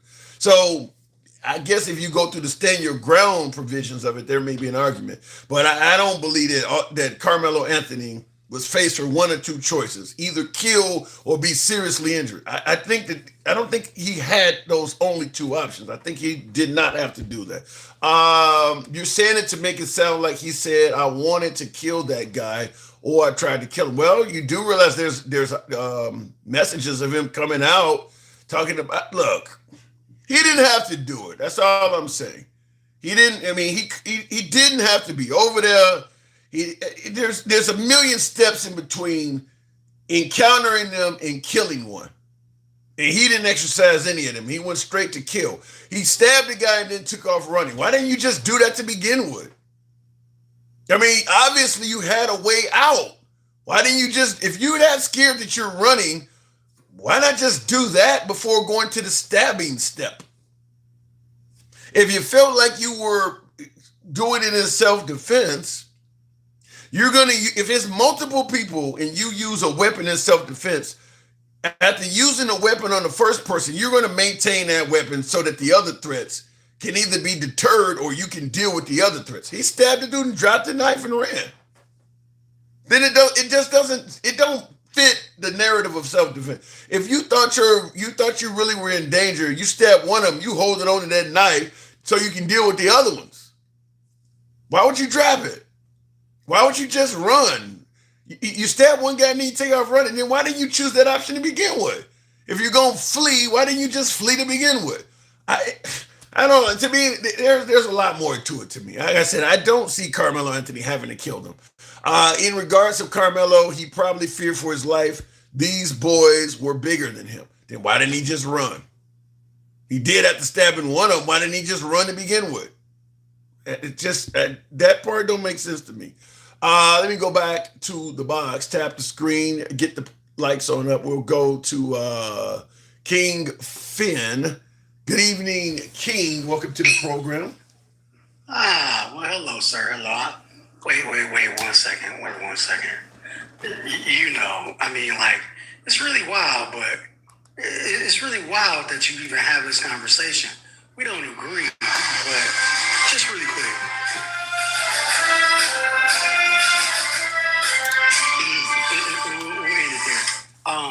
I'm not about to go to Carmelo with you because you already know we disagree with that shit.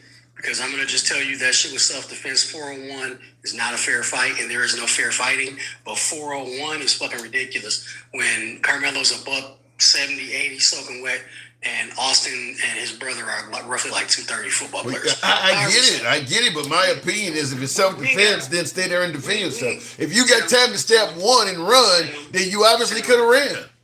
Tim, I just told you I'm not going to get into this conversation. Then don't drop your 2 cents if you don't want to play the arcade. You dropped your 2 cents and then you don't want me to say nothing back? I originally came up here. Give me what you came up here for. Because your boy MAGA Reacts owe me $100, right? Really? And your boy, he owed me $100 and I want my fucking bread. Last night in your live, we were talking about shit, right? He lost more money again. Yeah, he owed money. What am I, Samuel L. Jackson? Am I filming? What am I, Samuel L. Jackson? Am I filming an episode of The Negotiator now? Where's Kevin Spacey? He ran his mouth and said some shit that's untrue. Oh my God! And he bet you $100? Yeah, he bet me $100. Oh Lord! $100. Wait, listen to the bet. He bet me $100 that Trump signed an executive order. He didn't even say this because he didn't even, I don't think he reads. That Trump made 4 nuclear power plants that are right now online, right? Do you know? I kind of remember hearing that. I know he bet you money on it though.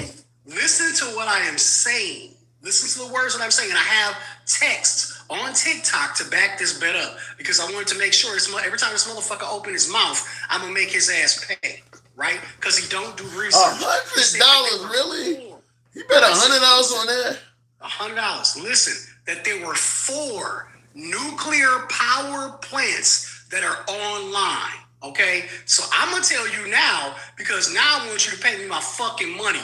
You fucking lame. There are not 4 nuclear power plants. There are 4 micro reactors and test reactors that are online. And they're not even online because they can't go online. They have reached critical mass. That's all. 4 nuclear reactors. Y'all using a my reactor show. and a power plant are 2 different things. Run my fucking cash. Y'all using my show. This is not the poly market. Do it through galaxies. God damn, y'all bet money like I can't believe it. I don't care. I just want them to pay my money. That's all. And if you like, I can put the actual name of the companies, The power plants, when they reach critical mass, all of that shit. But there are not 4 nuclear power plants online, even using your fucking definition. Because he tried that shit with me too. No, pay the fuck up. There are 4 micro reactors, 4 test reactors that have reached critical mass. That is not the same thing as a fully functioning power plant. Wow. You understand the difference? That's crazy. Run my bread. That's all I gotta say. Run my cash. And in the comments, vocabulary says in regards to Carmelo, he said fear. I saw that already. Fear for his life. You guys know how I feel about that. $100, huh? God damn. $100. Pay it, Playboy. I ain't trying to hear all that bullshit. I don't give a fuck. I went through the bet with you 4 different times and said 4 power plants. You made the bet, you dumb fuck. You don't research. That's not my fault. I'll have to go listen to the rebroadcast. I didn't know you guys had made a bet. I can send you the text messages because when you went offline, that's what we were talking about. Oh, y'all confirmed it via text? Exactly. Oh my God, MAGA! Say it ain't so, MAGA. Say it ain't so. Run my bread, Playboy. That's all I gotta say. Run my bread. I ain't trying to hear nothing else. I don't want to hear no bullshit. You don't research. You don't fucking read. Say it ain't so, MAGA. I even told you in the text message, obviously you do not research. And then you did something dumb, like ask me what you missed. And what did I tell you? You will soon find out because you don't research shit. You think because you run to Google and you don't know that Google is not a fucking, it's not a site. It's not a fucking source. All it is gives you information. You still have to do research, MAGA. And the more you open your mouth, the worse off it's going to get. I'm going to keep on drilling your ass because you said you got the money, right? So pay me my cash. I ain't trying to hear shit else. And real quick, I want to interrupt this moment to give an update on the poll. 222 respondents so far. The question being, is Gangsta Grandma a racist? Wow. 45% say yes. 55% say no. So there's a lot of folks that believe gangsta. That's almost half. Oh, wait. There's Arnita, because Arnita was the person that he was trying to talk shit to. That's why I got his ass. That's when I tracked his ass. Yes, he said that shit last night because he was trying to tell Arnita that there's a power plant in Georgia. Wrong, jackass. Pay my bread, baby boy. $100. Thank you. $100. Lost 50 to Mike. Now you done lost $100. I'm gonna make you pay every time you fucking open your mouth. Flat out. Oh, that's all I came up for. Oh, why do I vote? Because those things affect me and my family. So I try to make sure that I vote, the issues and what best, designs the issues for me and my family. Fair enough. MAGA. Hopefully you are financially satisfied, King. You're always welcome. Don't worry, there's going to be more. Pay my bread, bitch. All right. Thank you, King. That's an evil laugh. Sounds like the end of Thriller with Michael Jackson. In the comments, America is racist, says MDJ. I don't know about that. Keep in mind, right now, you hear about the 1350 argument, African Americans represent a disproportionate amount of people in prison. What about in terms of positions of governor?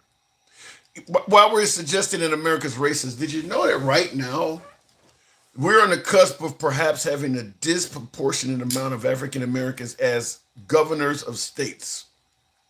Byron Donalds is in the lead as a Republican down in Florida. Keisha Lance Bottoms is in the lead in Georgia as a female, an African American female governor. That's really saying something. She's in the lead in Georgia, former mayor of Atlanta, Keisha Lance Bottoms. Westmore in Maryland is almost a shoo-in to be reelected. Now you got this Crowley guy who beat out the Democrat socialist, her name being something Chung. I can't remember her. It's Hung, rather. Something Hung. I can't remember her first name was, but she lost. She was the one talking about you need to get rid of Thanksgiving and all this really far left shit. But she was beat by a far more moderate Crowley, who's an African American in Wisconsin. So Wisconsin, Maryland, Georgia, and Florida, all 4 of those states have an African American in the lead. They're not all going to lose. And I believe there's a African American Republican in Michigan. I don't expect him to win, but there's one in Michigan. I think there's one in Nevada, but they're competitive though. I think the one in Michigan, I believe, has Trump's endorsement, but I don't think Michigan a Trump endorsement in Michigan is not the same as a Trump endorsement in Wisconsin. I mean, in Florida, obviously. So, Byron Donalds getting an endorsement from Trump in Florida means a lot more than getting a. I mean, Trump endorsements have waned. They're nowhere near as powerful or as certain as they used to be. But nevertheless, there are a lot of African Americans that are on the cusp of potentially becoming governors. So you're talking about a racist country. That's saying something, because that would mean that there would be a higher percentage of governors that are African American than the percentage of the population. That's saying something. They'll give it black folks win the damn breaks every time. I don't get where you must have didn't type that right. V Nizzle. In the comments though, you got Kingfin that said MAGA reacts PL. The only thing you need is to be extremely racist, hateful, and bigoted and white. To do what? What do you mean? I don't get where you're going with that. Because Byron Donalds is African American and he's likely to win in Florida. The customer paid the tariff and now they're choosing to give the tariff money back to the corporations instead of the customers. Good job, Trump sting. Look, I don't know how to say it any other way. Trump, the Republican Party, take Trump out of this because this ain't something that's unique to Trump. The Republican Party is pro-corporation. They've been that way. I mean, the whole trickle-down economic thing from Reagan is pro. I mean, the Republican Party is a better party for the haves than it is the have-nots. That's why you hear them talking about the poor people just want free shit and they're anti-entitlement and pull yourself up by your bootstraps. Ain't none of that stuff friendly to poor people. None of that stuff is. The Republican Party, if you have wealth and you want to keep your wealth, you should vote Republican. But if you are middle class or, God forbid, poor, or one or two paychecks away from being poor or homeless, and that's your biggest concern is your economic well-being, you should vote Democrat. Because the right is against having social safety nets in place to help you out. That's why the poverty is greater in Republican states than it is in liberal states, because those social safety nets are not there. So when you are poor in a Republican state, you're really poor. You got to find a church or a homeless shelter because the government ain't going to do nothing for you. So, I mean, if you got money, though, and you don't want to be taxed and you don't want to be forced to share, then you should vote Republican. But if you're hurting or you might need help, you should be voting Democrat. The GOP cares about the billionaire class, yet the poor keep working against their own interests. There is definitely some of that in there, Peach Creek. I think it's a case of we all dream of being wealthy. And they have the mindset of, if I ever become wealthy, I don't want to be getting taxed extra. I know if I had the money, I wouldn't want to be getting forced. I wouldn't want to be forced to pay for homeless or give health care to people like me right now. So because I would love to be wealthy one day in my dreams, and if ever I'm at that way, I don't want to have to share. I'm not going to vote for it now.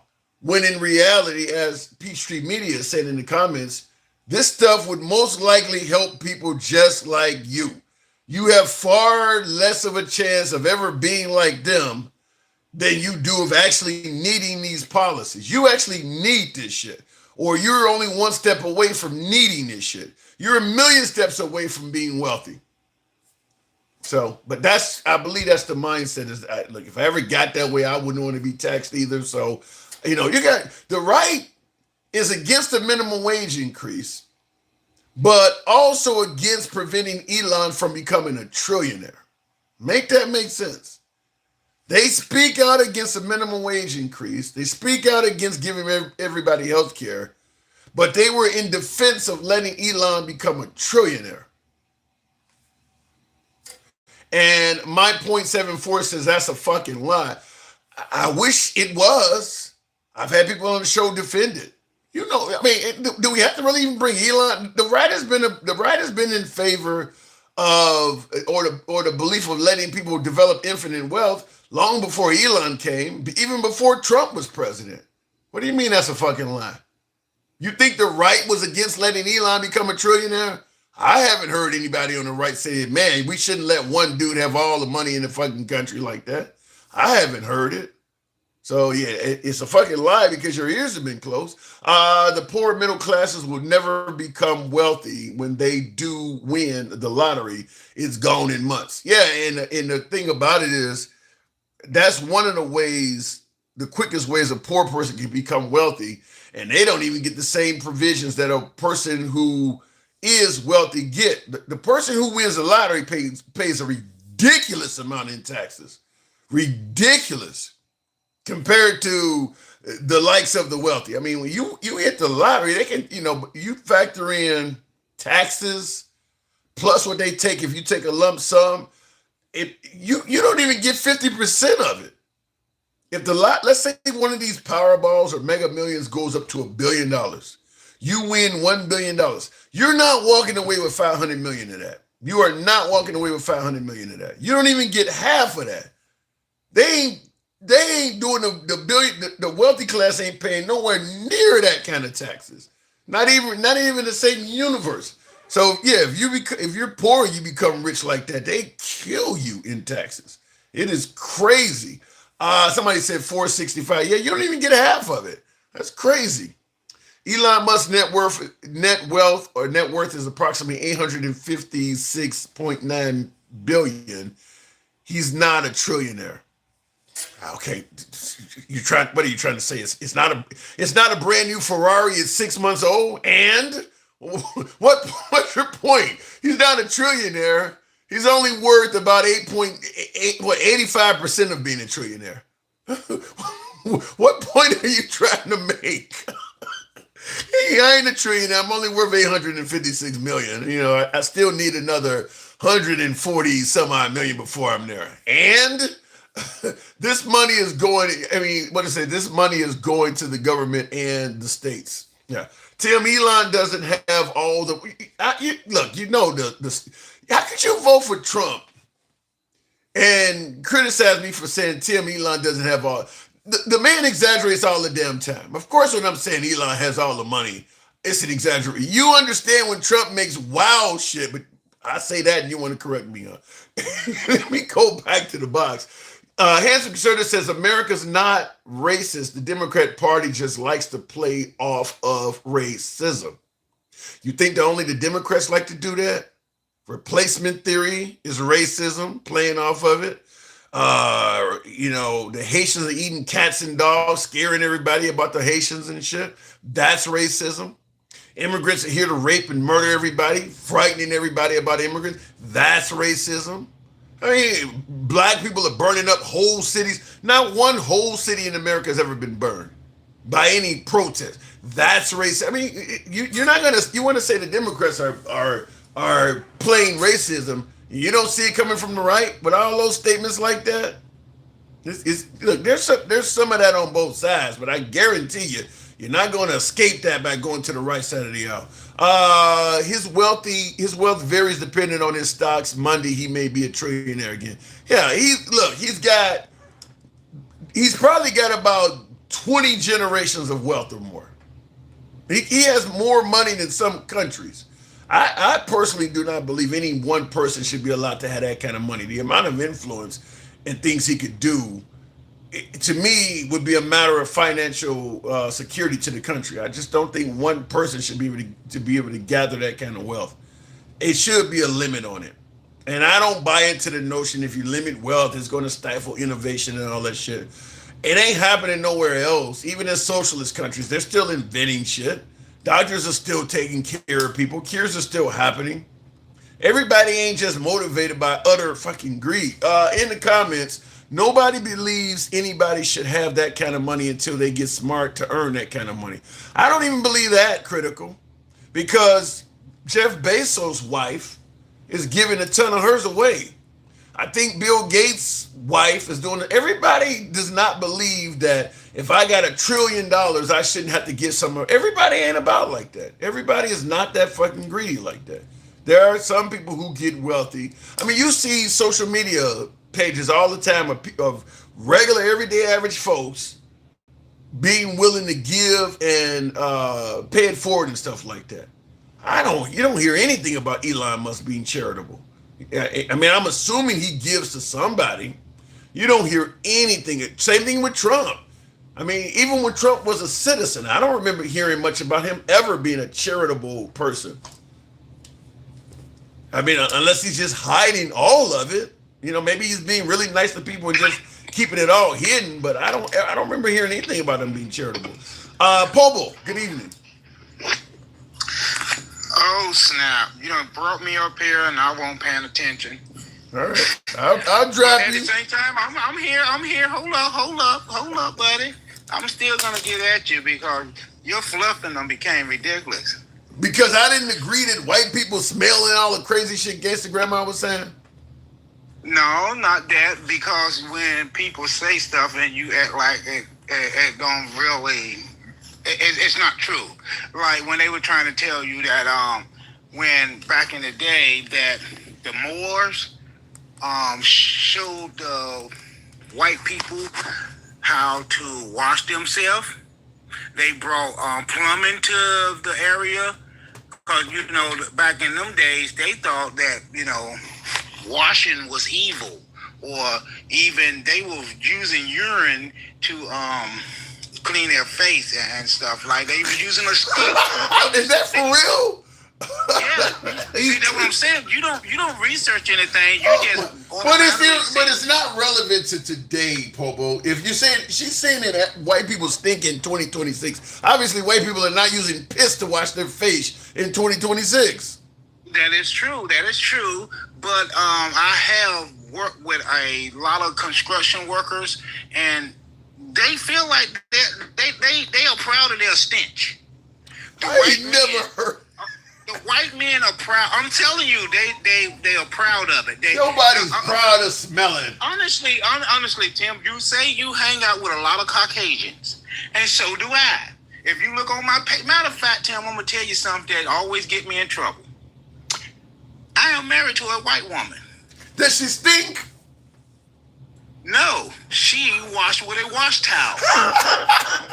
And I'm not saying all white women or all white people stink, but they are Neanderthals. They are the people that came. You know, they came in.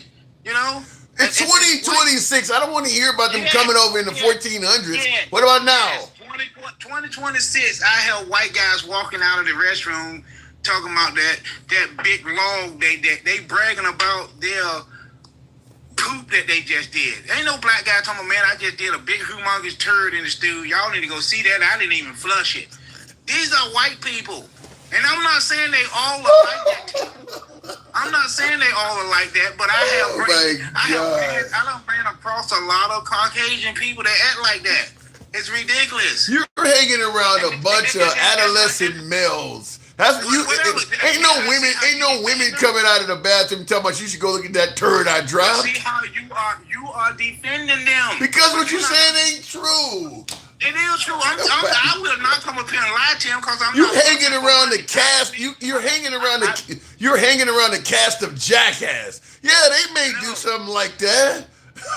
You can say what you want, but at the same time, you want to defend and say, "Oh, white people are not like that." But when it comes to reservation, you know, giving black people their 30 acres and a mule, you said we shouldn't give it to them because all they're gonna do is buy Jordans. I didn't say that.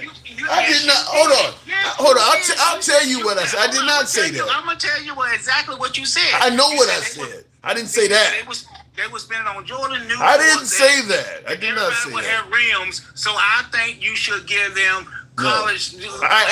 You're flat out wrong. What now that you got me wrong, I'll tell you what I said. I said if they're going to give reparations so that they can't say somebody's going to go out and buy Jordans or a pair of rims, I said they should give reparations in the form of what they held folks back from. Free college education. Maybe if a person goes out and buys property, they can get it without a what do you call it, a property taxes for a while or whatever. The things that they help. Same thing with a business. I said if they want to get a business loan, it should be given with special provisions. maybe no interest for a while, or give them the things they held them back from, which were education, businesses, and purchasing property. That's what I said. They said they were going to go out and buy rims. I said so that they can't say somebody's going to do that, because that's one of the reasons why they're saying we don't want to give them money, because they just going to go buy rims and shoes.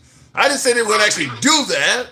Are you gonna do it? Because I see you waste all your money in airplanes and helicopters and little jets and freaking electric bikes and all of that. But at the same time, you saying, "Well, I still have college fee. I still owe the college. Why not pay your bills instead of Who buying said I ain't airplanes?" paying them? So what am I supposed to? So what am I supposed to do? If the bills are current, don't buy anything for yourself. Just pay extra. I have a Caucasian friend who went to college and he paid all of his bills because he said he did not want to pay interest. I'm not Caucasian. Despite what you think, I'm not Caucasian. Yes, I think you should pay your bills. Okay, well, I'm not doing that. I understand. I'm going now. Let me say something that makes you understand for certain that I'm not Caucasian, because I'm about to say some ghetto shit here. If I go out and work, and at the end of the week when I get a paycheck, if my paycheck is only enough to cover my bills and I don't have enough left to do anything of leisure, one of them bills ain't gonna get paid. I refuse to go to work and only pay bills. That is not gonna be the life I'm gonna live. Somebody gonna probably not get paid. If I can't do nothing but work and pay the bill, somebody probably ain't gonna get paid. That's the ghetto in me. There you go. You can say that's ghetto in you, but I would say it's naive, because Call it what you want. Call it what you want. Because I don't like I say, I watch your show a lot, and I laugh about when you say, "Well, I fell for Trump saying that I did. He would get the war done." I ain't gonna say in 24 hours, but he would have got it done. Let me push you back about a year when you was up here complaining about you went for the okie doke, and ain't no black man going for this freaking okie doke. You went to Car Shield and threw a pan Car Shield thinking that they were gonna fix your car, and then you come up here complaining. You come up here complaining. That's a scam. Everybody know that's a scam, other than a white man. Everybody gets scammed once in their life, man. But yeah, everybody you know gets scammed once in their life. Well, you ain't gonna. If anything, a brother would know from the I'll tell you something though. In regards to Car Show, and I haven't done a video on them yet. I had them for, I don't know, when I was driving for Uber and Lyft. You're talking about. I had them for, I don't know, 3 years. They did cover 2 of my repairs, but then when I had a big one, they came up with bull. But I used them for roadside assistance like 4 times. They did cover a lot of shit. It was just it came with this bullshit excuse when I really, really needed them.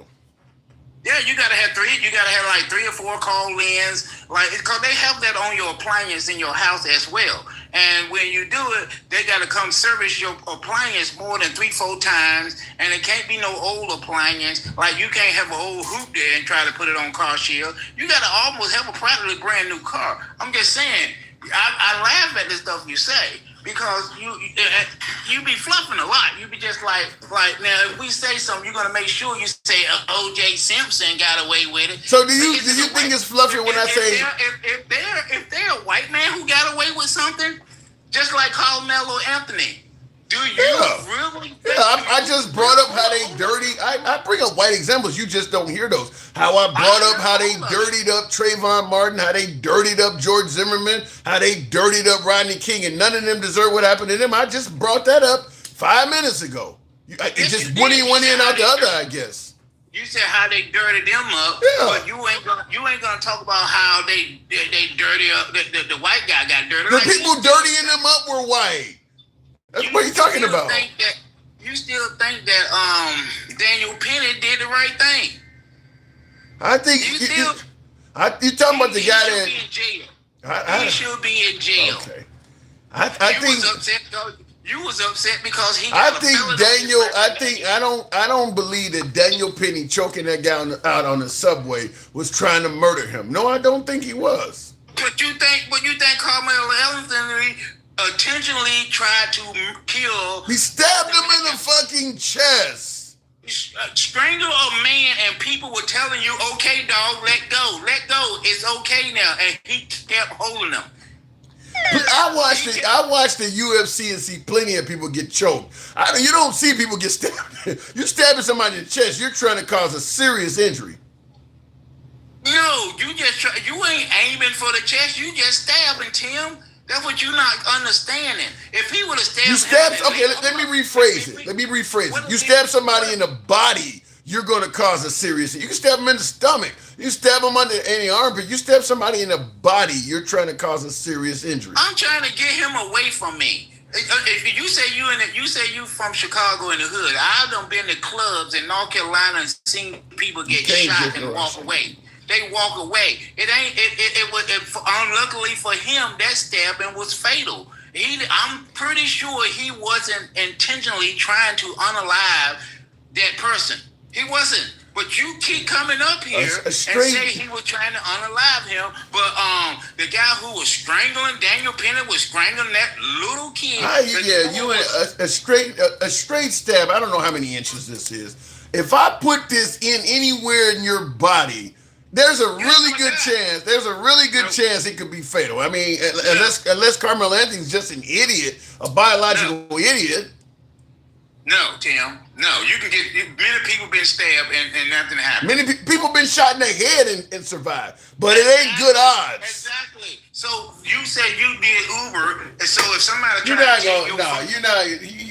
we can disagree to disagree. I don't, like I said, I don't believe Carmelo Anthony. I don't believe if that's what you call it, I'll accept the terminology. But I don't believe that the guy had to stab Austin Metcalf because he didn't have to, but he wasn't trying to unalive him. Is what I'm saying. He didn't have to. Well, okay. So if you go out and do something you don't have to do, and it results in death, they're going to try. Well, I wasn't trying to kill him. You didn't have to do this, though. It's at the very least, it's manslaughter. I mean, and which is what I've been saying. I've been saying the whole time. I don't think he deserves 35 years, but I do believe he deserves to be incarcerated. But stop saying that he was intentionally trying to unalive him. Okay. That's what you're saying. He was trying to. When he did it, he was hoping that he perish. Is what you always say. But at the end of this, at the beginning of your live, I think it was, y'all got to talking about slavery or whatever, and the white man didn't try to. He was. I guess you were saying he wasn't a bad guy because black people also had people enslaved. People that the black people. I didn't say that. Well, somebody else said it. Well, I just want you to know the black people who had slaves.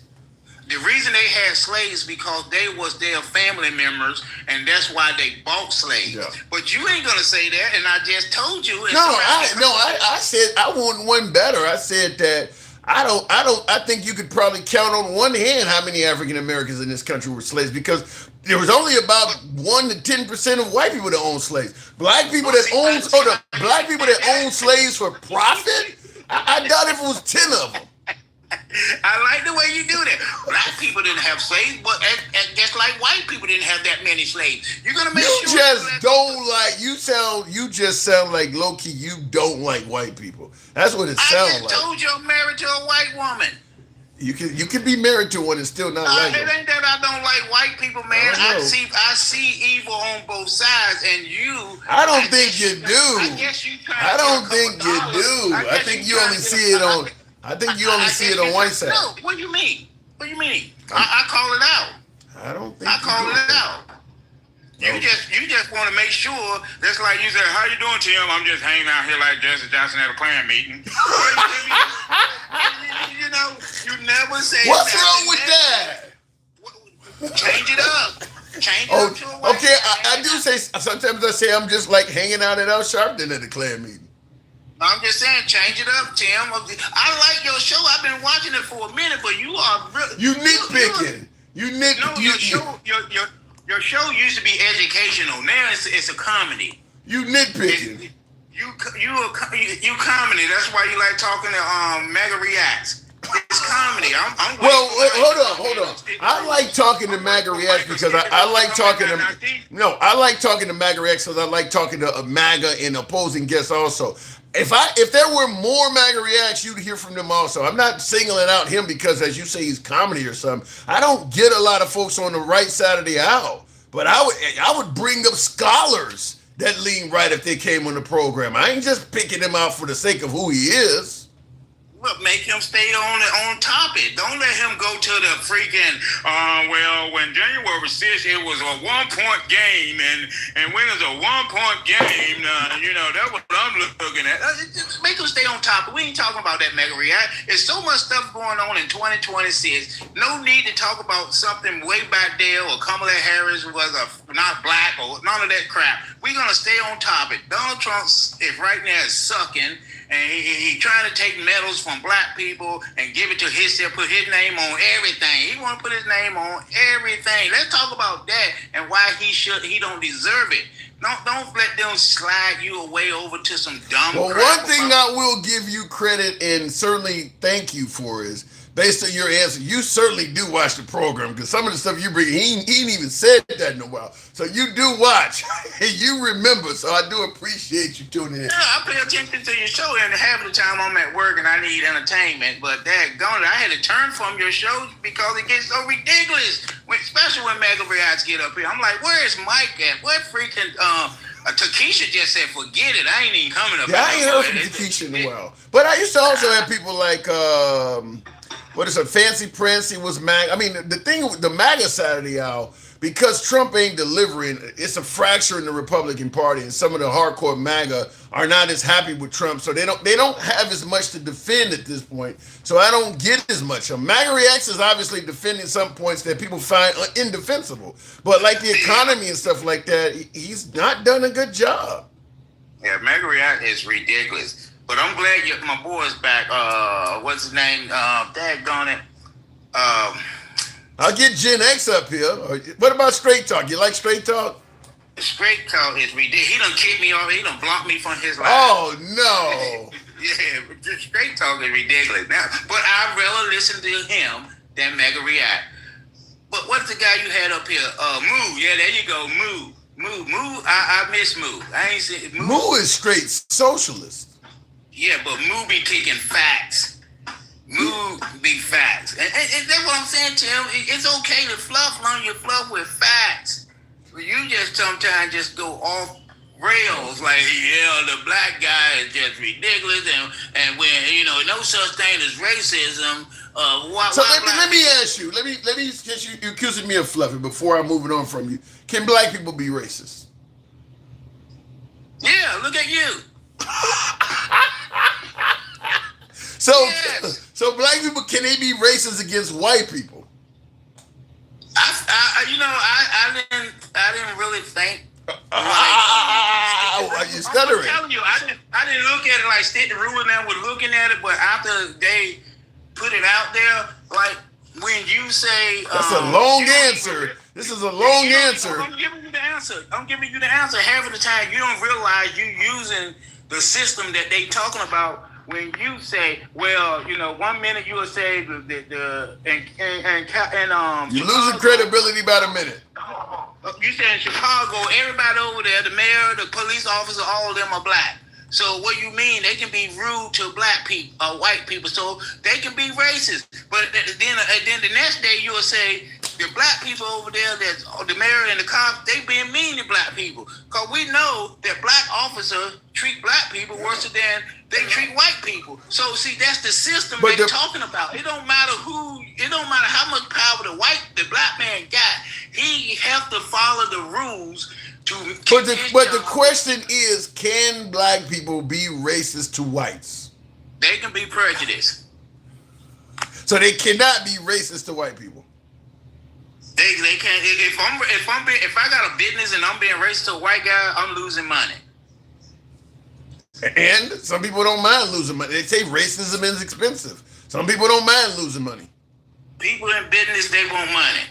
No, that's not true, because you got all kinds of small businesses before the civil rights era that would not serve black customers coming in there, even if it was the only person in there. So some people do put racism over money. Money in the first place. The black people that had no money, they didn't care about them 2 or 3 people that were trying to buy some coffee.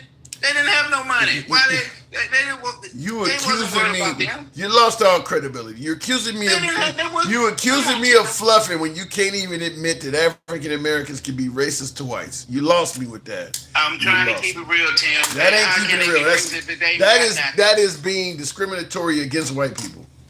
I use the same thing you say when they were playing Monopoly. If they let them pass go 500 times, now it's our turn. How can we be racist? We already behind them. You can easily turn around and do to others what was done to you. As they say, hurt people hurt people. Because the black community is also very the black community is also very homophobic and sexist too. Yeah, but is that racist? No, it's hate. Yeah, It's hate. That's prejudice. Prejudice is hate. Racist is taking your money, keeping you from trying to be the best. As you say, keeping you from living the American dream. What is the American dream, Tim? I gotta go. If I'm on Section 8 with food stamp and got me a place to live, since I got a place to live, but that's the American dream. What is the American dream? To me, the American dream is life, liberty, and the pursuit of happiness. That's all it is. Life, liberty, and the pursuit of happiness. If ain't nobody stopping you from doing those things, you got the American dream.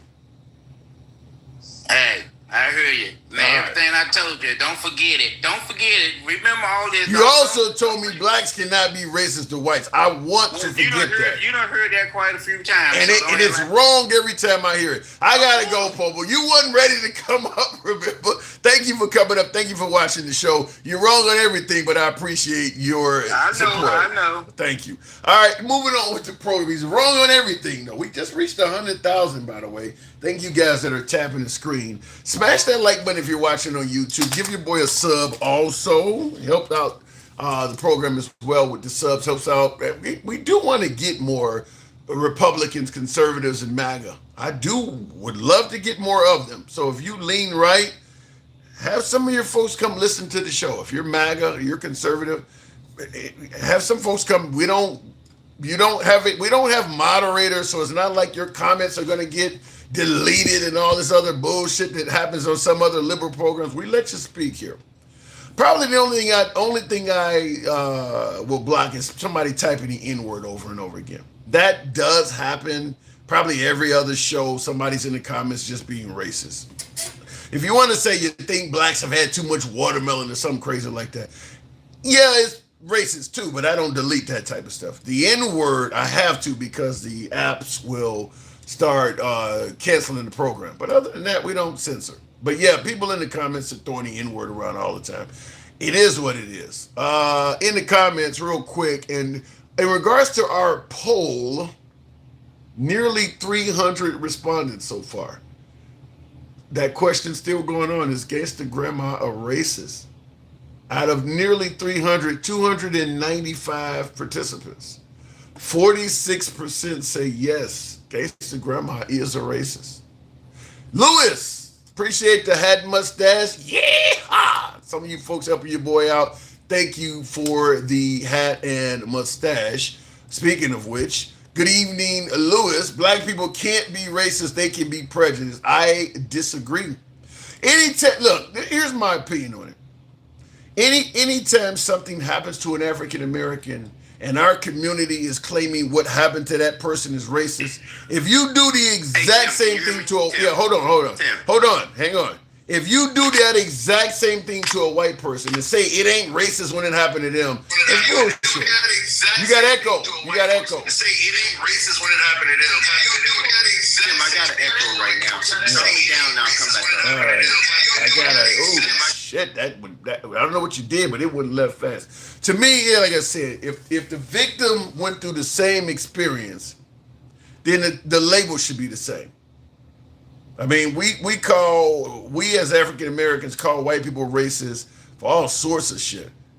Calling the cops because you're driving through their neighborhood, or saying you can't be in the park.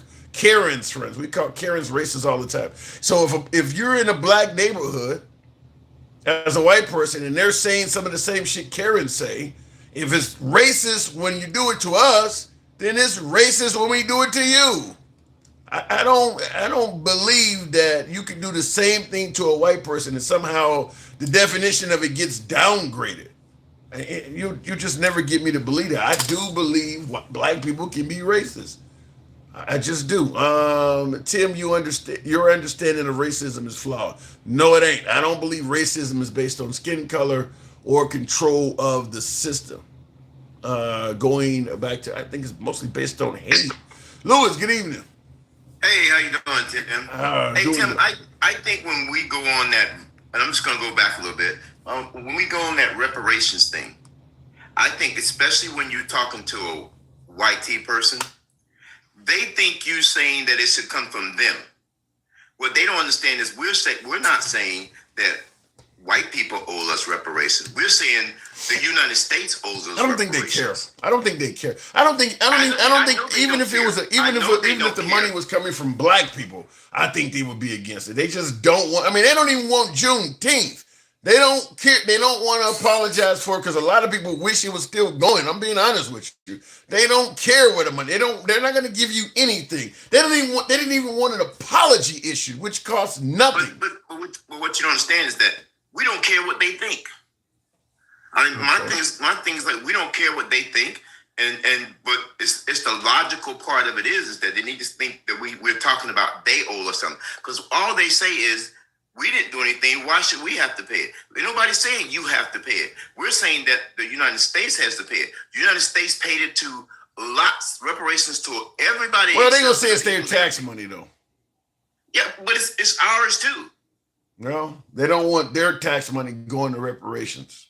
Oh my God! Did they want their tax money going to Argentina? Did they want their tax money going to Israel every year? They would rather their tax money go down the drain than to go to people for reparations. And that's why their opinion doesn't matter. Okay. That's why I'm saying that. Now, when I say the drain, I mean that in every sense of the word. Because Trump's reflective pool, that's a good example of money going down the drain. They would rather the money go to that than reparations. Hey Tim, have you ever been to the reflecting pool? Yes, but I mean, just kind of walk by it. Yeah, but that's all anybody ever does. I mean, that's pretty much it. It's actually something that's not supposed to even be viewed at night. I mean, the daytime. It's actually supposed to be viewed at night. That's when you can see the reflection off the Washington Monument when the moon is behind the Washington Monument, reflecting off the reflecting pool. It has nothing to do with the sun whatsoever. So the color of the reflecting pool is totally relevant. It's the water that actually gives the reflection. And you only can see that at night. You can't even see it in the daytime. If you look at the reflecting pool from the southwest end in the daytime, you don't see the tower. At night, you see the tower. You see the Washington Monument. And that's what it was created for. Okay. The illusion was the water, not the color of the pool. Fair enough. You follow what I'm saying? Fair enough. So, and that's the bottom line on it. And everybody knows, except for dumbass DT, that if you paint the bottom of a pool a dark color, you're going to get 3 times the algae you'll ever get if it's a light color. That's why beach sand is light. Well, it ain't just Trump. It's he went out and hired what was supposed to be professionals. Those are the people who should have been responsible for telling them you can't do this. So it's pretty clear the professionals he hired were incompetent. Well, what you have to look at is like the guys he hired are the guys that does the pools for his different things that he do it for. Little small pools. These are not guys who do long-standing. Even if they do swimming pools is on a circulatory system. The reflecting pool, once that water is in there, it's not being moved. Do you follow what I'm saying? It's just. I'm surprised they don't put something in there so that the water is constantly being. That's what they should have done. They should have made it like a swimming pool. Yeah. Kind of like when you see the Bellagio in Vegas, that water is moving. I mean, you see that in the daytime. That water is clear because you can see the coins people throwing. I mean, that water is clear. They should have done it like that. Because it's circulating and it's getting out. It's even probably being filtered and everything else. I'm sure it has to be filtered if it's in Vegas. Let's be for real. You know, tell them what's in that water. But my thing is that I just think that, and by the way, Mega does owe Mike $100. By the way, and you know I don't even play their little games. Tim, I'm gonna tell you something. You need to stop them from doing that stupid betting online. Look, this is a free speech program. These fools want to bet money. I'm not getting involved in the way of that. Yeah, but my thing is that it's a waste of our time. I don't care. I don't give a shit about what him and Mike are arguing about. I mean, we don't care about that kind of stuff. You have some pretty heavy hitters on your live. Now, don't get me wrong. I'm starting to get annoyed with Gangsta Grandma too, because she does give you all the power in the world to say that black people can be racist too. She really feeds that more than anything. But Tim, don't be shaking your big bubble. She is racist. Look, I like gangster. I love me some gangster, but I'm gonna call out what it is. I talked to Gen X. One thing I'll say about Gen X, at least he's willing to admit he's racist. And you know the thing about it is that I definitely want you to know this, is that I don't think systematically black people can be racist. But I do think black people can be racist as an individual. But we don't have any systems. Okay, I agree with that. Well, wait a minute. I partially agree with that. I think when you guys say blacks don't control the system, you're going all the way up to presidential level, federal government system. When I say system, I'm saying, look, if you got a business, let's say Oprah or Tyler Perry or something, in that system, you work for Harpo Studios, that system that she owns, you can do racist shit in that system. It's owned by black people. And we call that bigotry and discrimination. Yeah, but if we did it at a white company, it would be racism. No, not necessarily. I don't think that either. I think when it's racism, it's because you are doing it just because I am black. Yeah, but what I'm saying is the idea that blacks don't control systems is false. There are black judges, there are black chiefs of police, black mayors. Black people do control a lot of systems, especially in big liberal cities. Most of that shit is all ran by black people. Now, who you think runs D.C.? You think the mayor of DC is the federal, though. I mean, I get they have a mayor, but the federal government interferes in DC heavily. I'm talking about places like Philadelphia or places like Chicago where the feds ain't in control like that. In Chicago, most of that shit's ran by black people. That's not ran by whites. But what I'm saying, though, is the feds trump any state laws. Yeah, but the state is where they gonna put your ass if they charge you with some crime that you didn't commit. You may be charged with a crime that you didn't commit, and you might be arrested by a black cop, sentenced by a black judge, and now you in a black prison. And white people ain't got nothing to do with that. I'm not saying black people can't be bigot to their own people, but I bet you couldn't do. I don't care how high you get up. You're not just gonna do that randomly to a white person. Okay, I can see where, because whites control more systems in this country and more of the finances, they can perpetrate it more. But the idea that blacks can't be racist is ridiculous to me. I just don't think. I think all white people can be racist. I'm not saying they are. I say they can be, but I don't think all black people can be racist. And that's just the way I think. Yeah, because you factoring in system. I know we have the Tyler Perrys, the Oprah Winfreys, but even at lower levels. So some white person that lives in a trailer park, they ain't got a pot to piss out of. How can they be racist? They can't be. So all white people can't be racist. No, I don't think all white people can be racist. You just said it. No, I said they could be. If they were successful, they could be. All black people that are successful can't be. Why not? You think Dennis Rodman can be racist? Yes.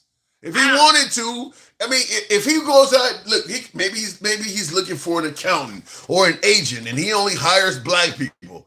That's being racist. Or maybe he needs to get rid of somebody. No, that's being bigotry. That's bigotry. Okay, how? I think. See, this is my thing, Tim. I think a white person that owns a business should be able to hire whoever and whatever they want to. And I don't consider this bigotry. Let me ask you something, Tim. If you had a black guy and a white guy that walks into your office that you own your business with, they both have the exact same credentials, which one are you going to hire? If they bring the same thing to the table intellectually, experience-wise, and the whole 9 yards, which one are your black ass going to hire?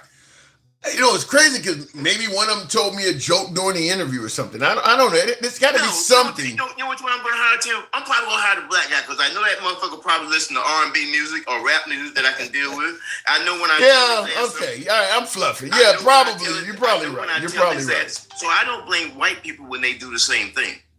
I don't blame white people when they. I don't blame white people when they surround themselves with people that they feel more comfortable with. That's not racism. That's just having a preference because you have that position where you could do that. You should put the people. Yeah, but the problem is when you're only 15% of the country. If you're okay with white people doing it, that's going to exclude blacks from a lot of places because most of the country is under them. And you know what? My thing is like this, and that's why I say we have to become more a part of that system. You got to figure right now, white men are what percentage of people in the United States? What percentage of white males are there in the United States? I mean, the white race itself is 60% of the population, and I guess half of that is men. So I don't know, 30%? Less than that. 37% of the population of white men or white men. Okay, so 37%. But listen to me. How many percentages of the United States do you think are CEOs, sheriffs? Oh, they're disproportionately in control of all of that. Proportionally, if they say it's 13% of black people, I think all of those positions should be filled by 13% of black people. That's how you make it fair. It don't have to be the same, but it has to be equal too. I don't know how you can do that because look, you got to have a customer base and things like that. And as you just said, you support white people going in endorsing white businesses and shit. That's not going to happen. America is not fair equally by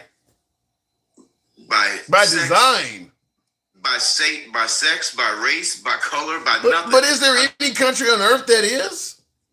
I think Europe probably is. No. Because if you just take France, what percentage of the population of France is white people? I don't know, but there's plenty of black French that are complaining about racism. I mean, you see, because it's only 2% of them. I don't. That's why when you hear black people, Tim, you've been to one country. Don't be talking like you were a world traveler. I didn't say I was. So you lived in one country, and I'm telling you something. If you tell me that there was no racism or discrimination toward black people, it wasn't as bad though. It wasn't as bad as it is in America. I think it's not just as blatant. But if you ask any of the indigenous people that are there, that are of color, they'll tell you something totally different. Yeah, they're gonna sound like the Native Americans. I'll say this. Here's the difference between America and Australia. And this is what I used to tell my Australian friends that would claim that America's more racist than Australia. I would say the reason America appears more racist than Australia is because we actually let the people in and they don't agree with each other. I say, you guys are racist at the border. So these people, it ain't many of us even over here. So the racism is coming from your immigration, which is what Trump is starting to now try to do. So you're not going to have a lot of clashing between the people because most of the country is going to be one group. The racism is happening at the border in Australia. They up to the late 70s, they had what's called Keep Australia White policies. So they weren't even letting you, because my uncle tells me that when he fought in Vietnam, he's like, we used to want to go over, they wouldn't even let us in. So they just really started letting other people in the country very recently. You know what you become when you go to another country as a black American? Irrelevant. I don't know about that. You do because, Tim, what was their government like in Australia when you did? Did you even think about it? Did you even care who their governor was? Did you even care who their mayor was? Did you even vote? Did you try to do anything? Did you try to have any opinion about how much trash get picked up? But I owned a business. I had a nice vehicle, a nice place. I was living the Australian dream. But that benefit, believe it or not, and that probably benefited them more than you. Maybe, but I was happy. Well, you were happy, of course you were, because you're irrelevant. Nobody messes with you. Nobody cares. That's what I'm telling you. I've lived in a lot of countries, and I'm telling you, Tim, the reason why we love them is because we become irrelevant and we don't care about it. When you start caring about it, even if you'd have stayed in Australia long enough to care about it, you would have been just as pissed off with their government as you is with ours. I don't know, because the people over there, I mean, I got treated way nicer over there than I do in America. Tim, when you go to a place and you're making money and spending money for a place, they treat you like a god. You just got off a cruise ship. Did you stop in any of those countries when you were on that cruise? Did you stop and get off this boat? When you went to those countries, you hand a guy a $5 tip, that motherfucker think you just sucked his dick, right? I wasn't doing that in Australia, though. but I'm I'm just saying though, when you're making money for people and you're just a visitor, you can't make that opinion off of how great the country is. When you become relevant and have an opinion about how they do things, you'll see the rejection there. Then that's when you start to see. I think sometimes, though, in some cases, we can go around looking for problems. I mean, I got friends. I'm telling you right now. I got friends that go into restaurants. One of my friends, African American woman, she's black. She go into restaurants, and I mean, 70% of the time she in the restaurant, if the staff are white, she complaining about something. They took too long. Let me tell you something, it's like she's looking for it. Let me tell you something. I understand exactly being a military man myself. And I'm gonna tell you something. There's a lot of testosterone in the military. Every country we went into, we walked in there with some serious end swag. Do you hear what I'm saying? Okay. So we definitely I turn people in Africa against me. You know what I'm saying? Because we go in there with a different swag than what Black Americans have, a different swag than any other Black people on the planet. We have a different swag. We're rude, we're abrasive, we're abrasive. We have our chest stuck out everywhere we go. And not only that, that ain't never been me. I don't. But Tim, I look at you now and I know it was never you. Yeah. You were the guy who would run if a guy pushed you in your chest. You probably run home crying to your mom with your big ass. You are the guy, like you say, he could. Let me say something. That aggressive shit you celebrating. That aggressive shit you celebrating is why a lot of folks look like you that are behind bars. I ain't no problem with that. Let me tell you. They do. Their whole fucking life is fucked up. My son was a very good professional football player. He in the 12th grade, he was 6'5", 260 pounds.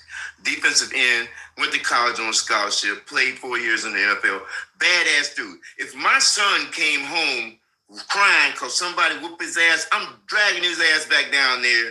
If he tell me he ran home because he didn't want to fight, I'd beat his ass and send him back down there. Simple as that. Now, I know you were different because you were raised by women in the church and all that good stuff. No, I was raised by a dad that was a Vietnam veteran, a Marine. He was a Marine. He was kind of like what you talking about. And that's what I'm saying. So my thing is, but you just turned out to be a big wimp. But my thing ain't got shit to do with being a wimp. God damn it, I went to school and got educated. I know how to avoid some of the shit you celebrate. No, I think what you're saying, while it's great to have bravado, they didn't draft you. I think what you're saying, while it's great to have bravado, you represent, based on my opinion, why a lot of us are actually behind bars as opposed to living a successful life. That shit don't get you ahead. And by the time you get to be our age, hold on. Normally by the time you get to be our age, you realize that shit is for the birds. That's Carmelo Anthony shit. I know that, and I'm telling you something. And I was just really using that as an example because that's not how I raised my kids. I raised my kids to walk away from it, especially because people always. Yeah, but if you're calling them a wimp, you might provoke them to do some dumb shit. I always told my son to avoid it because he always got picked on because of his size. The little guys always would pick on my son because of the simple fact it's a win-win for them because even if he beats them up, they win. So I always told him to walk away from it, and that's what he did. Well, what I was trying to tell you is Carmelo Anthony's dad maybe didn't say that. Bro, maybe that's why he's where he's at. But I'm telling you, I agree. Look, and I'm somebody who carries too. So I believe that if you're carrying, you need to be extra modest and extra precautious because every conflict you get in, you're bringing something lethal to the conflict. Same thing with Carmelo Anthony. You carrying something that could kill someone. So you need to really avoid conflicts because if it really comes up to some, you may have to take somebody's life. Are you okay with doing that right now? If you could just easily avoid it? I honestly believe that these boys, after you heard the full story and the full transcript of what they didn't let as evidence into that trial, right? Yeah, I heard that.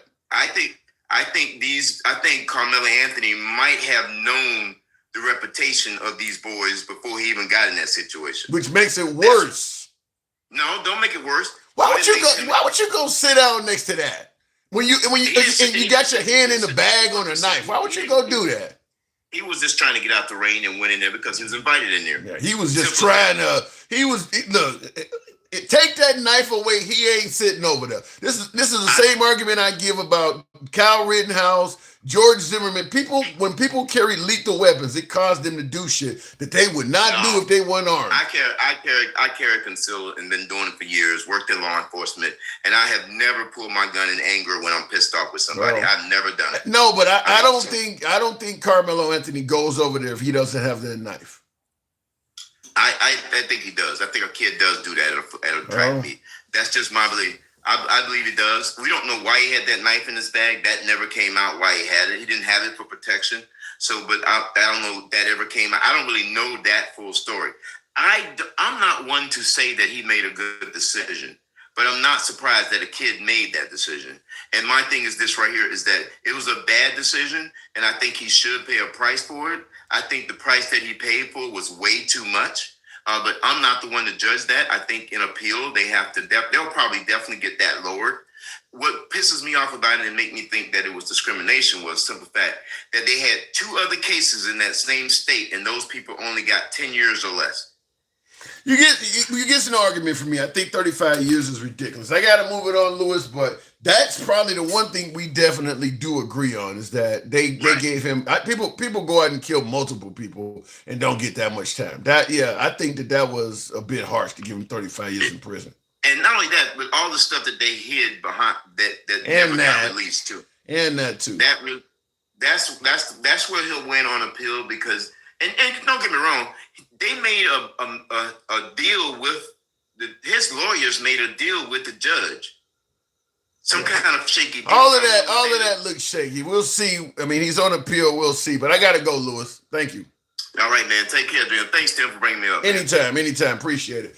Looking in the comments real quick. One was 2 kids in the scheduled fight. Metcalf didn't know they were. Like I said, me and my last caller disagrees on my belief that take away the weapon that Carmelo Anthony had. I don't think he's going over there. He says he would have done it anyway. I do believe when folks have the ability to defend themselves, they sometimes put themselves in situations that they would not do if they weren't capable of defending. Like George Zimmerman chasing off Trayvon Martin in the middle of the night. Take away that pistol, he ain't doing that. I said the same thing about Kyle Rittenhouse. And I do believe Kyle Rittenhouse acted in self-defense. They were trying to harm him. But take away that AR, and he's not in that protest. He is not there. He is not there offering medical advice for a guy that has no medical training and talking about he's defending property or whatever other bullshit. He would not be there if he didn't have that AR. So people put themselves in dangerous situations just because they think they got a firearm. And in all 3 of their cases, it turned out to be very costly. Even though Zimmerman and Martin were found not guilty, they still had to spend months wondering if their whole life was going to be gone. They laid there in the bed staring at the ceiling at night, just like Carmelo Anthony did. They just had a better outcome. But they went through a lot of PTSD. Both of them did. George Zimmerman apparently is still dealing with problems, financial problems and employment problems and stuff. So no, put a gun in their hand and they go out and do something stupid. Trump is a rapist, asked the Supreme Court. Was it this? I know the court said that they would be charging him if the statute of limitation, but was it the Supreme Court? He's not going over, just like you said, Tim, take away the weapon. He's not. I don't think he would have done it. I don't think he would have went over there. The gun is always a problem. I don't think the gun is the problem. I think the mindset of the person with the gun is the problem. People get, just like they say with alcohol, people can get liquid courage. You can get weapon courage. People get courage because they got a weapon in their hands. Like a lot of these folks getting out of the car, doing road rage events and shit, like a lot of that's because they got guns. I mean, everybody ain't meant to have a firearm. Everybody is not meant to have a firearm. I think it's pretty clear. There's some people that are fucked up in the head. We all know somebody that has a quick temper. Everybody knows somebody that has a quick temper. Doesn't take much to set them off. That kind of person shouldn't have a gun. They should not have a gun. When you say black people cannot be racist, you've lost the argument from the get-go, says Handsome Conservative. You know how I feel. I don't believe being a certain skin color excludes you from being. I think you can be racist. Yes, I think an African American can definitely be racist. And I don't think it changes to being bigoted or prejudiced just because a person got melanin in their skin. my SIG gives me courage. Yeah. And the crazy thing is, you pull out your SIG and you realize how many people got guns. That ain't nothing special in America. I don't care what you got. Somebody near you got something that can challenge you, no matter where you at. I mean, even in liberal cities, you guys like to point out, with the tough gun laws you guys claim, there really is nowhere in America you can go where somebody ain't probably within 100 yards of you that's armed. No matter where you at, somebody probably within 100 yards of you got a gun on them. I mean, even in liberal areas, as you guys talk about. In the comments, let's stop giving the race field. Let's stop giving this race field case a break and remember we're not all the same. We're not all the same. I don't disagree with that. Carmelo Anthony defenders are a piece of shit. Well, I'm not defending them, but I also am not defending Austin Metcalf because it sounds like Austin Metcalf was a racist. I do think Carmelo Anthony made a bad decision. I think 35 years is heavy. Maybe half, maybe even less. Maybe even less, because they did initiate contact, et cetera, et cetera. That doesn't mean you get to kill somebody, though. Somebody much bigger than you walks up and punches you in the face, a bully. You can't just, I mean, look, here's my opinion on this. Every school in America, private, public, elementary, middle school, high school, virtually every school in America has bullies in it. Every school in America does. If we allow the person being bullied to use lethal force on the bully, because most bullies are bigger than the person they're bullying. Most bullies run with a team of people. They usually have 2 or 3 other friends. I brought up movies like Karate Kid. Johnny and his crew was bullying Ralph Macchio, Daniel's son. They were bullying him. I brought up Michael J. Fox, Back to the Future. Biff and his crew were. If we allow them people to kill, I mean, you would have murders all over the damn place. If we allow the kids to start stabbing their bullies and shit, that would be happening everywhere. There are plenty of kids that are bullied by bigger kids. I do believe it's something that needs to be addressed, but not with lethal force. I mean, you would have dead kids all over the fucking place if you start allowing the kids getting bullied to use knives and forks and shit in the cafeteria and just start shanking your bullies and shit. It would be murders all over the schools. It would be, you think you got mass shootings in schools now. It would be terrible. Now they won't do it against this T-Mac, but you would have traumatized kids all over the place. Watching one kid kill this bully in lunch, blood every fucking where. I mean, you would have traumatized kids all over the planet, all over the country doing some shit like that. No, I don't favor that. See somebody in the comments says kids with weapons, great idea. Well, it ain't hard to fashion a weapon. What Carmelo Anthony had, it's just a pointy instrument. I mean, they can make sharp instruments in prison. You know, a kid got plenty of access to do it. I mean, so it ain't hard to fashion some kind of stabbing tool. Pair of scissors. I mean, so no, I don't. You can't be allowing people to kill their bullies and saying that's stand your ground. You got to nip that in the bud. That can get out of hand real fast. Saying mean words doesn't give people the right to kill them. Exactly. He did apparently touch him somewhat, but it wasn't anywhere near, to me, from what I heard, enough to justify using lethal force. It sounds more like the best argument is either going to be stand your ground, or you have to really believe that Carmelo Anthony, without being injured at all, felt like he was in danger of some serious bodily threat. And in my opinion, at that point, then you just leave. He had no problem running after he stabbed the guy. Then if you thought they were going to cause serious harm, why didn't you just run off?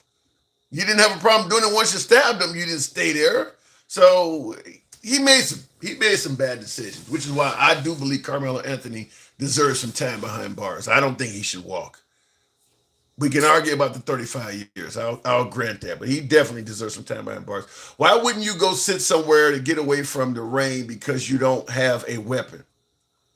I just look at it like this. If you really believe that there's a good chance you may face serious bodily harm to the point where you got to defend yourself, I'm going to give my last guest, who called me a wimp, I'm going to give him validation. Even if I'm armed and I know I can handle the 2 or 3 dudes that I think might try to fuck me up if I go, I would rather stay out in the rain. I don't want to have to deal with police reports, having to hire an attorney, the temporary time I'm being detained and maybe even taken down to the prison. Deal with, if I can just walk away, I would rather walk away. It ain't that serious that I really want to sit down here to the point where I'm willing to get into a deadly confrontation so that I can stand my ground and sit here in the rain. If that makes me a wimp, I will take that like a badge of honor. I would take that. You realize how much money it costs? Even when you have a justified, like Kyle Rittenhouse or George Zimmerman, both of them were deemed self-defense and justified. You don't get that legal fee money back. You don't get any time you were detained and being questioned by detectives and sitting in rooms, maybe spending the night over jail. You don't get any of that back. You lose that permanently. Is sitting next to these dudes really that important? No, I'd rather just fuck with the rain than have to go through all of that. It ain't that serious. We don't know if he believed that. I don't know what he believed, but to me, it didn't have to go down like that. The thing is, hindsight is 2020. I doubt he got into that situation with the intent of stabbing someone. I don't know. I'm not 100% sure of that. Because from what I heard, there was testimony that indicated he had his hand in the bag on the weapon, and the Metcalfs were saying, "You ain't got nothing in that bag." He was, from what I heard, maybe I'm hearing this wrong, but it sounded like he was already kind of gearing up to pull the knife out of the bag and indicating, "I got something in here for y'all." Didn't he also reportedly say, "Touch me again" or something like that? Yeah, he was ready to go. He was ready to go. I just think, to me, in the comments, T-Mac says people are tired of fucking running. What is this, an episode of The Warriors? Where you turn around, we're tired of running from the riffs? Or not the riffs, the baseball furies? You tired of running? All right, well, if you can take the bat out of their hand and shove it up there, it's like a popsicle stick. Like they did in the movies, then okay, but unfortunately, Metcalf is now wondering if he's going to, or Carmelo Anthony is now wondering how many of those 35 years he has to do. He ain't running at this point at all, unless they let him out in the yard occasionally. Stand your ground is a law. True. That is true. The orphans. See what you get when you mess with the orphans? Pulls out the blade. Anyway, folks, I appreciate the 119,000 likes. Thank you guys for tapping the screen. How old is these kids? They high school. They're adults now. So they had 16, 17. I think they were about 17 when this happened. So these are close to being adults. They were like 17. So to me, you gotta be more wise than that. Tim, everybody says what they will do. On one bad decision can change your life forever. Nobody wants to be talked about on social media because they are in front of a judge over a felony. No, but that's going to happen. That's going to happen still, though. I agree with you, but that's going to happen. Like I said, even at 17, I'm sure I was mature enough to not deliberately go somewhere where I would have had to use a weapon. I don't know. You win the fights you don't get into. You win every fight you don't get in. Sounds like he tried to give that kid that has a history of bullying opportunity to leave him alone. That absolutely could be the case. That absolutely could be the case. But he only did that because he knew he had a force multiplier on him. Look, if you think spending time in jail and now prison, not to mention going through all of the rigmaroles of the system and having to deal with it ain't worth all of it. This is to avoid sitting in the rain. That's all this is about. This ain't about somebody fucking with your kid and you standing up for your mom or something. This is about, I didn't want to sit in the rain. Okay. He tried to take him out and Austin didn't go for it. Yeah. And to me, it would be a lot more, I think it would be a stronger case if they had have at least hit him once. Like, these guys didn't even pinch him. Like, you shanked them before. So now you got to not only say you were operating in self-defense and standing your ground, you got to prove that they actually was a threat to you because they ain't touched you of any significance. They ain't. Did any of them yell out, "I'm going to kill you" or something? Like you don't have nothing to show. You don't have a scratch on you.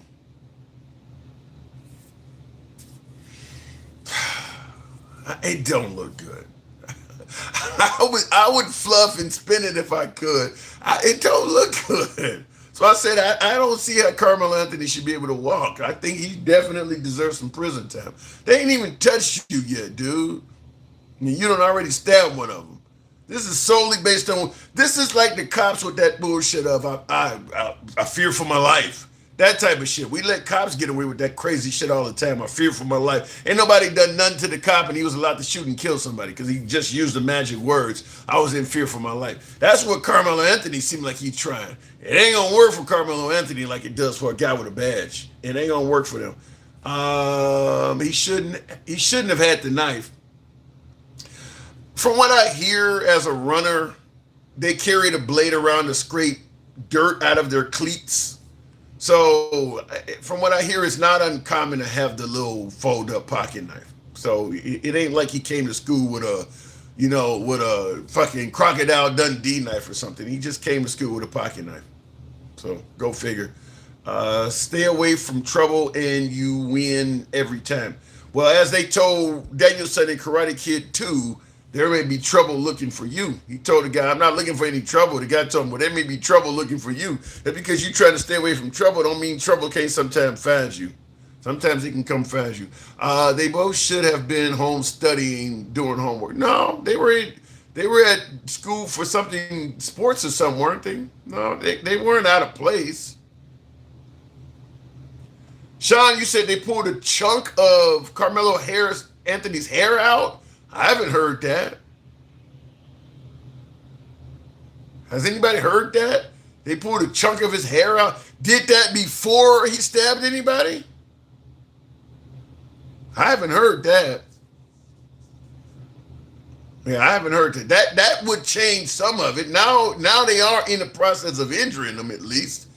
If he's just there and they're saying get out of here and they're fucking yanking at his head and stuff, now that's different. I haven't heard that though. I haven't heard that they did that. The Carmelo Anthony case, and with all the people I've talked to defending Carmelo Anthony, nobody's brought that up. Which that's a big point to bring up is they got him. I mean, because somebody got your hair, they can control where your head's going and all that. I mean, yeah, that would be big. I don't think that happened. I think that would have came up more. Or what Asunder said in the comments. We haven't heard everything. Maybe they hushed that part up. The Carmelo case was never about race. It was about rage. It's about race. The 35 years is race. All the social media. Look, if Carmelo Anthony and Austin Metcalf were both white, that case does not get national attention. The father ain't on Fox News and all that other bullshit. BLM is not there. If it's black on black, BLM is not involved. Same deal. I mean, that case, all of that. I don't think that if a black person, you got black people that kill black people every day and they don't get 35 years. And the same with white on white.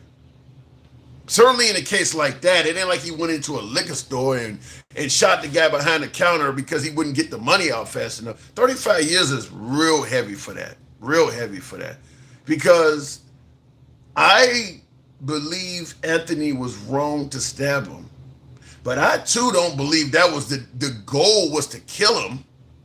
You got people that go and rob liquor stores and shit and pop the clerk in the head and don't get 35 years. Well, you know they trying to murder the motherfucker and they don't get 35 years. I absolutely believe the sentence was egregious. Because I don't think he was trying to kill him. His actions, which is why I think I would say more manslaughter than murder. But I do believe he should get time.